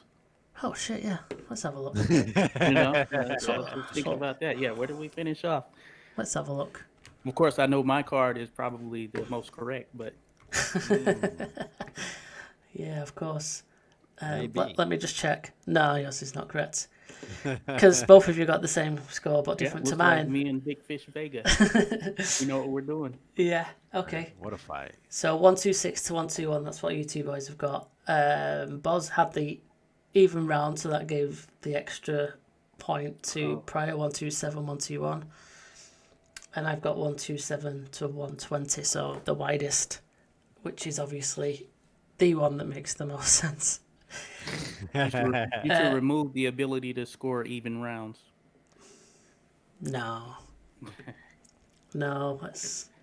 it can be done. Just kidding. It comes with the territory. I bet you Yeah. if I would have mentioned that there was a lot of even rounds, it would have swayed you a little bit to throw a couple in there. I just have a feeling. Yeah, probably to be fair, yeah, probably would. But I mean, Buzz is the one that's scoring even rounds, and he used to moan about it, didn't he? Yeah, even rounds are like excuses. Everybody has them. Yeah, fair enough. Yeah, I think you came to just them 2 rounds that you scored different. Just you flip flopped, but other than that, you both had the same for them final 3 rounds, same score. So you came to that same scorecard in the end. Not too bad. And me and Alex, as we saw earlier in the side-by-side comparison, we had a lot of green, exact same scores as in the round score, the percentage, and the reason. So kind of half know what we're talking about, I guess. Let's do another one. So there we've got 1, 2, 3, 4 exact even rounds, which ain't too bad at all. In green. All good. Right then. That's the comparisons done. Our scores. So that means I'm the correct one since I have a little bit of both, right? Yeah, go on then. Well, Alex performed the best. If we're going to judge each other every week, we can do that. Alex wins. Alex wins this week. Right then. Sweet. Good stuff. Let's move on to upcoming fights and cards and events. So next weekend, next Saturday, I'm only going to mention this because it's for the WBA Cruiserweight title, but I have never heard of any of these boys, which is fantastic.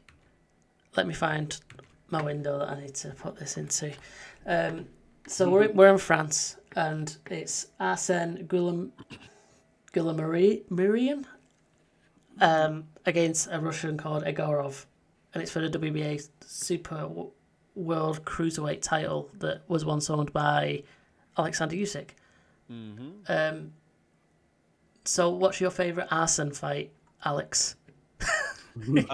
Probably the one that I haven't seen yet, Yeah. which is all of them. So yeah, I just wanted to highlight that he's fought only in France. Or he's fought in Belgium a few times, Yeah. but he appears to be the WBA world champion. And he's in a fight against an unbeaten Russian, 11-0, Alexei Igorov, who has only fought in Russia, once in America. But yeah, you got a WBA Super World Cruiserweight title to look forward to there next weekend if you want to find France Canal Plus. Yeah, it's unfortunate because cruiserweight does generally have some pretty decent talent across the board at the top of the division, but of course, they're usually names we haven't seen or heard of. And in this case, and I feel like I'm pretty aware of a number of the top cruiserweights. I don't know either of these guys, so maybe that's a come to earth moment for me. Yeah, I mean, it's listed as inactive even on BoxRec, so he's not fought for 2 years. Oh wow, yeah, let's see. Oh wow. Whoa. Oh, 3 years nearly. Sorry, 2019. Come back straight into a title shot. Well, he's a reigning champion. I don't know what that's about. That's weird, isn't it? And he's He actually was the interim, then the gold champ, and then gets elevated to the super. I mean, this is the issue when it comes to these sanctioning bodies.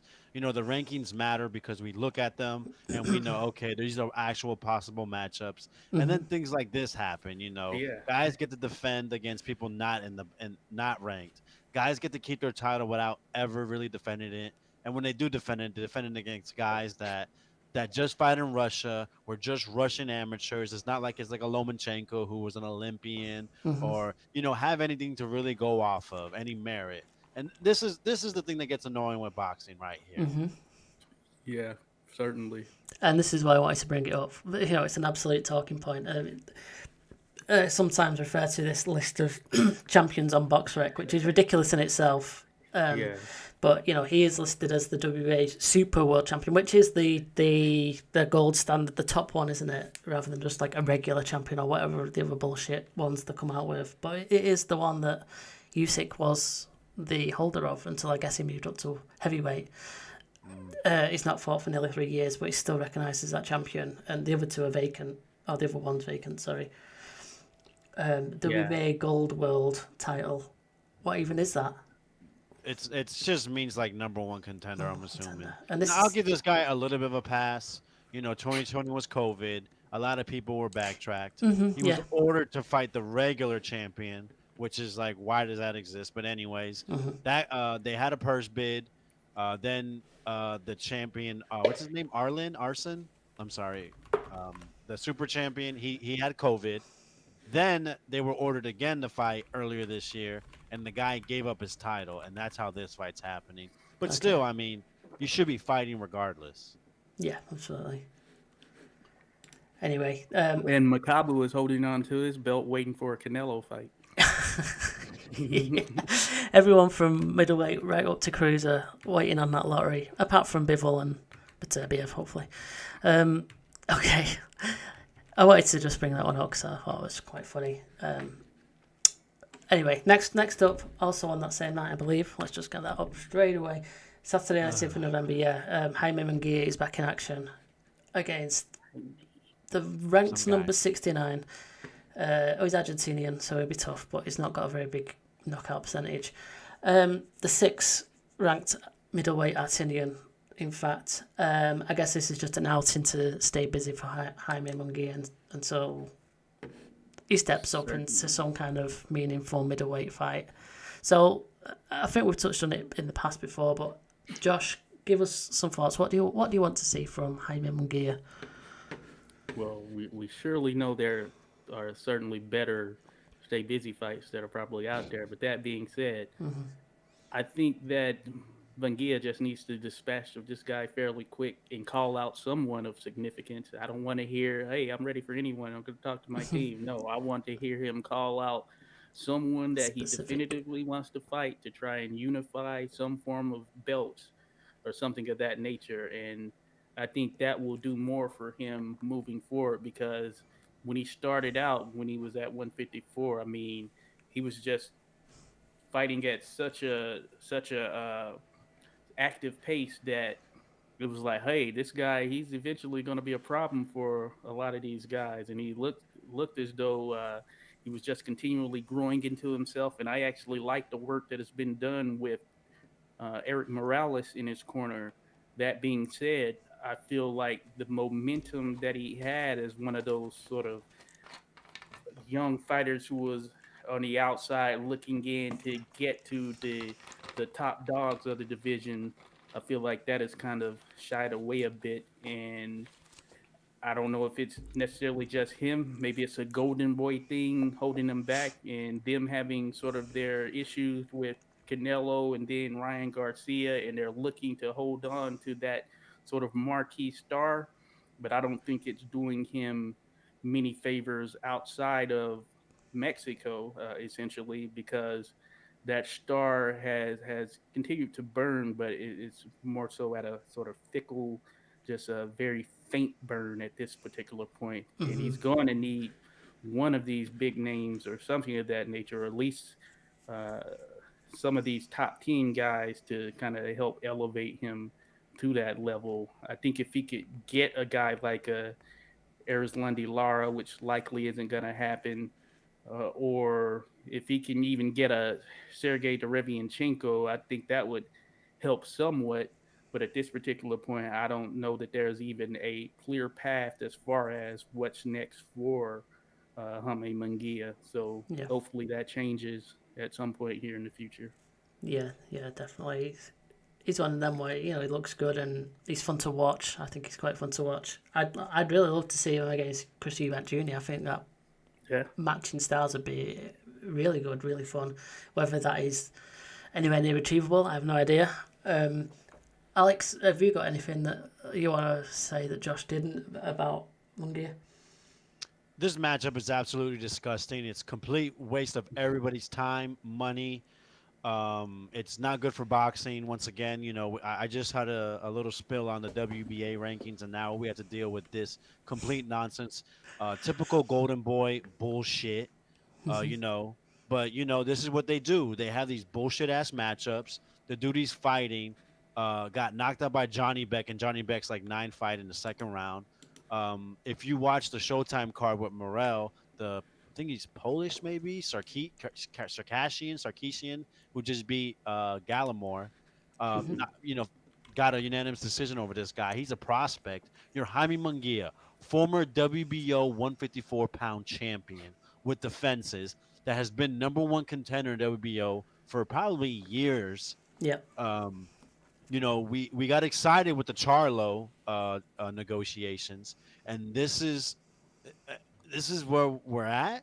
Some dude that, according to BoxRec, is the 69th best middleweight named Gonzalo Gaston Correa, who has lost to Marco Reyes. Like I said, Johnny Beck. Oh no, I'm sorry, he beat Marco Reyes. I apologize. Great win. You know, has lost to some guy named Francisco Emmanuel Torres, who I'm just going to assume is the guy that Jose Benavidez fought. It is. Bam! Look at that. Thank God for this internet working fast. This is despicable. It should have been you and Johnny Beck this weekend. Yeah, yeah. Who cares if it's on ESPN or the Zone here in America? So you're saying I'm not going to go on another network or even attempt to work with them, and I'm going to have you main event November 19th, which was going to be the same day as the proposed Spence versus Bud fight. You're fighting Gonzalo Gaston Correa, and like I said, we spoke a little bit off air beforehand. I'm trying to look and see what's on the undercard. I go on Golden Boy Promotions website. It says Jaime Munguia versus to be determined. This Enough of this bullshit. Like, why are we letting them get away with it? All they're gonna do is try to get him a big fight with Gennady Golovkin. They've been chasing that fight for years. Yeah. Who knows it's ever gonna happen? And it's just gonna be what happened with Zordo against Bevo. He's gonna be outclassed. He's gonna be outgunned. And maybe he's aged, but honestly, I hope he gets fucking flatlined because this is bullshit. You can always say it's my promotions, my management, but you are a man. You are basically a contractor. You can make the decisions. You have to put your ink on the paper, and this is what you're fucking giving us. It's disgusting. I'm sick of it, and it needs to stop immediately with these type of matchups. Well, nicely said there. Nicely said, Alex. Yeah, I think obviously promoters get blamed for a lot of the stuff, but at the same time, yeah, I think if fighters really wanted something to happen, they would say, just make it happen. I want that fight. Make it work. Make it happen. Unless they then get talked out of it by the promoter for whatever reason and whatnot. But still, they need to be doing more possibly to make these fights. Yeah, it's obviously one of the biggest issues we have with the sport currently. All right. Anyway, let's move on. That was passionate. Thanks, Alex. All right, the next event then, we're going to move on to the following weekend. And over in the UK, this is a pretty good fight. Interesting. Zach Parker versus John Ryder. Very competitive fight. Zach Parker's got a lot of hype about him. He's kind of hitting that fringe world level for middleweight or super middleweight, I think this one is. Yep. And John Ryder, obviously, we know from his unfortunate loss to Callum Smith, which most people thought that he got robbed on that one and won. And he's had some decent wins since then. He beat Danny Jacobs, earlier this year in a split decision. I thought that was very, very close. In fact, I might have scored that to Jacobs. I can't quite remember. But yeah, this is a pretty interesting fight. I'm not sure how much of Zach Parker you boys have seen, but Alex, if you've calmed down a little bit, give us your thoughts on this one. You have to like a good. You got two of the better super middleweights matching up, putting their ink to pen to fight each other because others have refused to do so. Zach Parker had two failed purse bid. Well, two failed fights after purse bids with Demetrius Andrade, who knows what the. Okay, yeah, I'll try to relax. It's just another guy, but Zach Parker. I've seen him a little bit. I know he switch hits. He has power. I've seen the Von Alexander fight, who's the brother of Devin Alexander, and the Marcus Morrison body beatdown. Yep. Which Morrison was coming off of that, I think 10-rounder or 12-rounder with Eubanks at 160, so he's coming up in weight. So yeah, I think Zach Parker is a quality fighter. This is his big step-up fight against against a good fighter, John Ryder, a guy that has been competitive in fights. I don't think John Ryder is this top elite guy, but he's not a guy that people have ran over. Danny Jacobs fight, I did give it to Jacobs, but I felt Jacobs let it slip away. So I wasn't upset with John Ryder getting the victory. The Callum Smith, I have never watched that fight. I've always wanted to, and every time I read about it, I just hear it was a plain old basically just a robbery of a bank during the daytime with every camera out there, just seeing every move you do, seeing where you ran off to. So I'm interested in this fight. I want to see it, and I'm hoping it's going to be a fight that actually produces just great boxing. Kudos to both the guys for making this fight happen. Yeah, fully agree. I think it's kind of I can't think of the phrase that I'm thinking of, but for John Ryder, it's kind of a make or break fight if he continues, or if it's just going to be kind of the end of the road for him, or he'll be dropping back down a level as such. And for Parker, it's obviously his make or break fight. He's stepping up now into this new class that he's not been in with before, and there'll be a lot of intrigue into how he looks against the likes of John Ryder, who's a decent fighter for the division. BoxRec has him listed as number 2, which is mental. But we won't go down that avenue again. Well, I mean, to give a credit, 168 just doesn't really have these guys that have proven themselves. So yeah, true, very true. Anyway, it's a good fight. It's a good matchup. Looking forward to that one next weekend. That's on BT Sport, I think. So I will tune into that one. Not much to shout about on the undercard, so we'll just move along. We are getting pushed for time. I want to get a move on and finish up. So what else are we going to cover? We spoke about that one. Dillian White and Jermaine Franklin, that's also on that same Saturday. Give us some heads up on Jermaine Franklin, please, boys, because I don't think I've seen him before. Josh, you're smiling away there. Some thoughts, please. I was thinking the same thing that you were thinking in terms of when I saw the name Jermaine Franklin pop up, I couldn't really place him. I see that he was in there with Jerry Forrest and Rydell Booker. For some reason, I don't really remember the fights though. But that being said, of course, we know this is going to be sort of a bounce back for Dillian White. And of course, if Dillian White isn't able to get past Franklin, then this is probably the it or the end for him at that top level, or being viewed as one of the top heavyweights that are out there. That being said,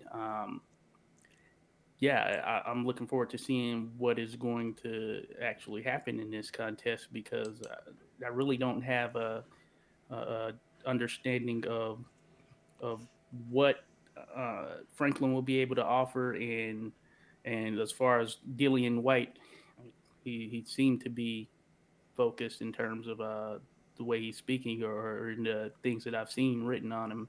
So we'll see if he's able to defeat this undefeated, I guess you can say, sort of up and coming, this is my big stage moment fighter there in the headline. But yeah, I don't really have anything objective I can really offer towards it, because I don't really recall Franklin to that degree. Yeah, I mean he's got the record, 21-0, decent knockout ratio, I guess. 29 years old. I think if he was British, we'd probably get a bit more hype about him, but he's ranked 13th in the heavies of USA and 53 overall worldwide. Alex, have you got anything to add to that one? You expecting Jermaine Franklin, he's getting a shot. He's American heavyweight. America is, we're waiting for the next heavyweight. With the win over Dillian White, it provides us with another, finally a current contender besides Deontay Wilder. Yeah. Yeah, not much to say about Jermaine Franklin in the amateurs. He had a couple decent wins. Cassius Chaney. I think Craig Lewis, who he beat as a pro. And if anyone knows, Cam F. Awesome. He's Oh, yeah. a famous amateur around here, a guy that has been around for a long time. So Mhm. that's really Jermaine Franklin's claim to fame. Hasn't Okay. produced anything yet in the professional ranks. Jerry Forrest actually, that Yeah. was a controversial decision. Very common here, I'm sure, maybe worldwide. As you guys would know as well over there across the pond. Yeah, So definitely. yeah, we'll see what happens. This is obviously, I would assume, a calculated risk for Dillian White. Undefeated American heavyweight. Yeah. On his comeback tour to possibly get in the AJ fight. So you got to favor Dillian. We'll see what happens though. Jermaine Franklin could surprise us. All right, cool. Also, that's quite a good fight as well. It's listed at the top here. Fabio Wardley against Nathan Gorman. That'll be a good test for Wardley, who's been going about business quite well. 13 knockout wins out of 14 overall wins. Yeah, there's a little bit of hype about him. We always get a bit excited about a heavyweight that can stop people. Nathan Gorman has a loss against Daniel Dubois from a few years ago. 2019. He's had a couple of wins since then, but not really against much. A lot of people actually thought that Gorman was going to beat Dubois when they faced off as well, so that was a good win, and I guess it's more of the bounce back tough. But yeah, I think it's a good domestic scrap right there, man. We know those names over here. Certainly. Do you think Wardley's going to win that one? Go ahead, Josh. I have no idea. Oh, yeah, I think that, if Wardley is going to be what Matchroom thinks he's going to be, he needs to win this fight. Yes. Nathan Gorman, I do recall him being highly touted, and many favoring him over Dubois. I favored Dubois. I just felt that his power, his size would come into play a bit more in that particular fight, and ultimately it did. So Gorman is kind of on that backtrack. If he is to kind of be what he was expected to be, at least prior to that Dubois fight, then he should get this victory over Fabio Wardley. So I think this is a pretty decent undercard here as far as the potential matchups there. But I do think that Wardley has a good combination of power, speed. That being said, this is certainly a step up for him, Yeah. and time will tell if it's going to elevate him to that sort of stage where we can say that he is a world level competitor. Mhm. So if he beats Gorman impressively, I think that sort of adds to the mix, and that kind of moves him up a year or so. But depending on how he looks, I think it will be telling what the projections are for him in the future. Yeah. Yes, I guess it's one to keep an eye on. I'm not entirely sold on him, if I'm honest. But I've not seen all that much of him at the same time as well. So I guess it's one to see. Just worth a note there that Craig Richards is also on the card to that. He's not too bad. Light heavyweight, he lost to Joshua Watsi earlier in the year, and he's got a loss to Bivol as well. And he's in against Richard Bolotnick, so I think's been in with everyone. Yeah, Bawatsi. Including Bawatsi. Yeah. So yeah, not too bad card that one, considering some of the draws we've had recently.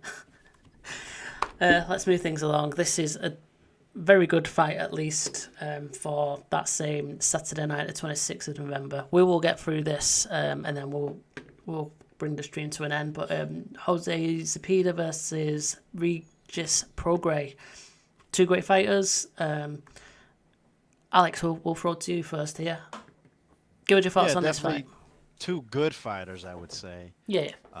If anyone has talked to me, I'm not as invested in saying what great the division 140 is. I really think it's either you're too small for 147, or just not skilled enough, and the same thing for 135. Can't make the weight or just not skilled enough. Honestly, right. I think it's a stomping ground. Yeah. Regis. I mean, if you look at him, he has the body type of a 135 pounder, but just can't. Well, the size, I mean, but just cannot make the weight. Mm-hmm. But yeah, I mean, these are two guys. They're seasoned.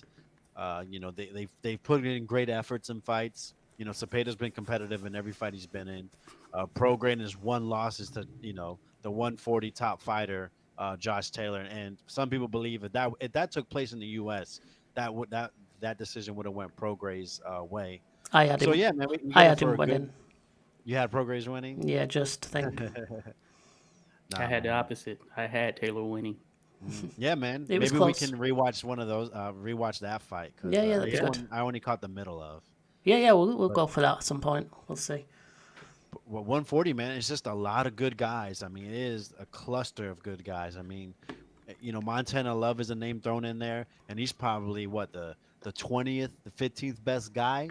So that just shows you there's quality there. So this is a great quality matchup. It's going to be on pay-per-view here in the U.S. I don't know how it's going to be over there for you across the pond. And I got to watch more Prograis. I've only seen him I've only actually been watching him since the Josh Taylor fight. Yeah. And he hasn't really been in there guys that are supposed to beat him. Zepeda, I've seen him in a few fights. And Zepeda is a guy that can do a lot of things pretty well, but nothing great. So I'm hoping it's a nice competitive fight and something that we will enjoy watching. Yeah, definitely. I think Prograis seems to almost dropped off a cliff really since that Taylor fight. Obviously, we had the pandemic issues and stuff, so that could be a reason. But didn't they have like contract issues or TV channel issues at one point? So he just didn't fight for ages. I can't quite remember. He was a free agent. And he was basically like a traveling man, just going to different networks, trying to get fights. And now he's signed with Pro Bellum. Yes. And, there's a lot of issues dealing with Pro Bellum right now, especially when you have to cross paths with a top rank of PBC. Yeah. Go on, Josh, give us your thoughts on this one, and then we can close out. Yeah, of course, I like both guys. I've had the luxury of actually seeing Regis Prograis live in New Orleans in one of the sort of big or major fights that took place in New Orleans in recent years, and I think he's the real deal. He should have, I think, more eyes on him, but maybe that's more so tied to the avenues that he's taken promotionally. He's definitely not one to be singularly tied to a promotion in the way that some of these PBC fighters are. He seems to be sort of a nomad in that sense. He's willing to go where the fights is and or where the fights are, and I like that about him. And so a part of me just feels like this fight should have a bit more fanfare. Now that could be summed up to Marv Nation is not a promotional name that really rings bells in the sport of boxing. Mm-hmm. Certainly not as it relates to me really having any knowledge of him, and that kind of adds to it. But I think this is a very good fight of two legitimate top 10 140 pounders. Uh, I it's a tough one to call because stylistically they're so different. You're going to see the counter punching of Jose Zepeda that will be the thing that's probably elevates him. Regis Prograis, he's one of those fighters. He's fairly slick. He's come forward. He's willing to throw punches in exchange on the inside. And he's just a crafty guy overall. I think if you factor that in, I do think that Regis Prograis just has a slight bit more to offer from sort of that craftiness that boxing sort of just having a few more wrinkles to his game, I would say, as far as what he's able to do offensively. And Zepeda, I think that a lot of what he's going to, or where he's going to find success is his ability to be able to counter Prograis on offense because Prograis is going to be a willing and able fighter who's going to come forward and he's going to throw the punches. So if Zepeda is able to sort of figure out how to actually counter him and use that to his advantage, to his utmost advantage, because I think it's going to take a full 12 rounds of consistent activity to be able to defeat Prograis. If he's able to do that and he's shown that he can dig deep, then I think he will have success. But for my money, I would lean towards Regis Prograis, as I mentioned, because I think he's a bit of a craftier fighter than probably some may know who haven't seen a ton of him, and he can really mix it up offensively, and he has a bit more power than probably what meets the eye. So I would give him the slight edge, but I do think it's very much a toss up fight. In terms of you can't go wrong either way, and each of them have their advantages. But I certainly, just from what I've seen from each of them, I give the slight edge to Prograis, and I know that he's hungry and he's looking for a fight like this, and he's willing, seemingly, to take on anyone. And hey, this is an opportunity for him to shine again with whatever stage this provides. Yeah, nice. I don't know. I'm really intrigued into looking at the betting odds for this one actually, because it will be quite close, and I'm half edging towards the Zepeda, to be honest. I don't know. I like him. He's a nice boxer to watch. That makes sense. Like the technique is good. He's fun to watch. He lost to Terry Flanagan a few years ago because of the shoulder injury, I think it was. Yeah, he was working them. Yeah. But he's bounced back and he's right back up there. He's had some pretty decent wins, and I was going to say maybe with Prograis' inactivity, but I mean Zepeda only had 2 fights last year. Once against Henry Lundy, which I guess was a bit of a stopover. But he's got the win against Baranchik, which is decent. Pedraza was good, and Josie Vargas not too bad. So he's had a nice run of form. Whereas I don't know, I feel like Prograis, like I said earlier, just for me, he doesn't seem to have momentum on his side. But if he's hungry, like Josh has just alluded to, he probably fights at the level of his opponent possibly. And this is a fight that he needs to be up for if he wants to win it. So definitely intriguing. that could go either way. So yeah, looking forward to Just that so you one. know, Prograis is the favorite. He's like a minus 270, 250 I've seen. Okay. Yes, sweet. I'll keep an eye on that over the next couple of weeks and see how that changes. Anyway, I think that'll wrap us up for this time. Alex, do you want to let us know who we got in store for our next Watch and Score fight? It's in 2 weekends away, so it'll be this Sunday, the 27th, I believe. Yes. Correct. So we have a rematch. We have Marco Antonio Barrera versus Arab Morales 2. So that's going to be a good one.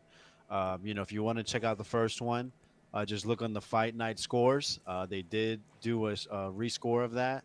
I'm definitely going to do that. So it's going to be fun. I definitely want to get that first score in to help us lead into the second one. Yes, one of my favorite, or possibly might be my favorite trilogy fight. I love this matchup. Also, just a quick note: Marco Antonio Barrera was fighting last night against Ricky Hatton. So there's a quick link if anyone gives a shit. Yeah. If you need to see a recent fight of Marco Antonio Barrera, yeah, check out last night. All right then, boys. That's one to look forward to. Josh, did you want to say anything about that? Looking forward to it. Yeah, that should be a good one right there. I mean, that's another example of classic style matchups right there between MAB and Eric Morales. And I did see that little exhibition with Hatton. It was a fun event. And shout out to Natasha Jonas becoming undisputed at 154 pounds by defeating Marie-Eve DeCare. As we know, there were some vacant belts that were on the line. And I like Jonas. I thought she won all rounds except one. And I look forward to what may be next for her as far as if she can get Jessica McCaskill or maybe even Clarissa Shields, assuming she can get back down to 154. That could make it very interesting. Yeah, that's definitely one to keep an eye out for. I'm sure there'll be some news about her next fights coming up, and we will discuss it there. All right, we'll call that a day. Thank you very much, boys. As usual, it's a pleasure having you here. Thank you, and it was a great fight to watch. Thank you for those that tuned in. Hit like and subscribe. Make sure you come and follow us. There's links in the descriptions to our Twitter. Head over to 86 Boxing on YouTube. Josh and Boz are going to be doing their boxing shit right now, so go ahead and check that out, or go and check that out after the fact if you're watching this in future. All right, I'll pop over there as well now, so I'll speak to you on there, Josh. But cheers, boys, and thank you to everyone who joined us for the stream. Take care.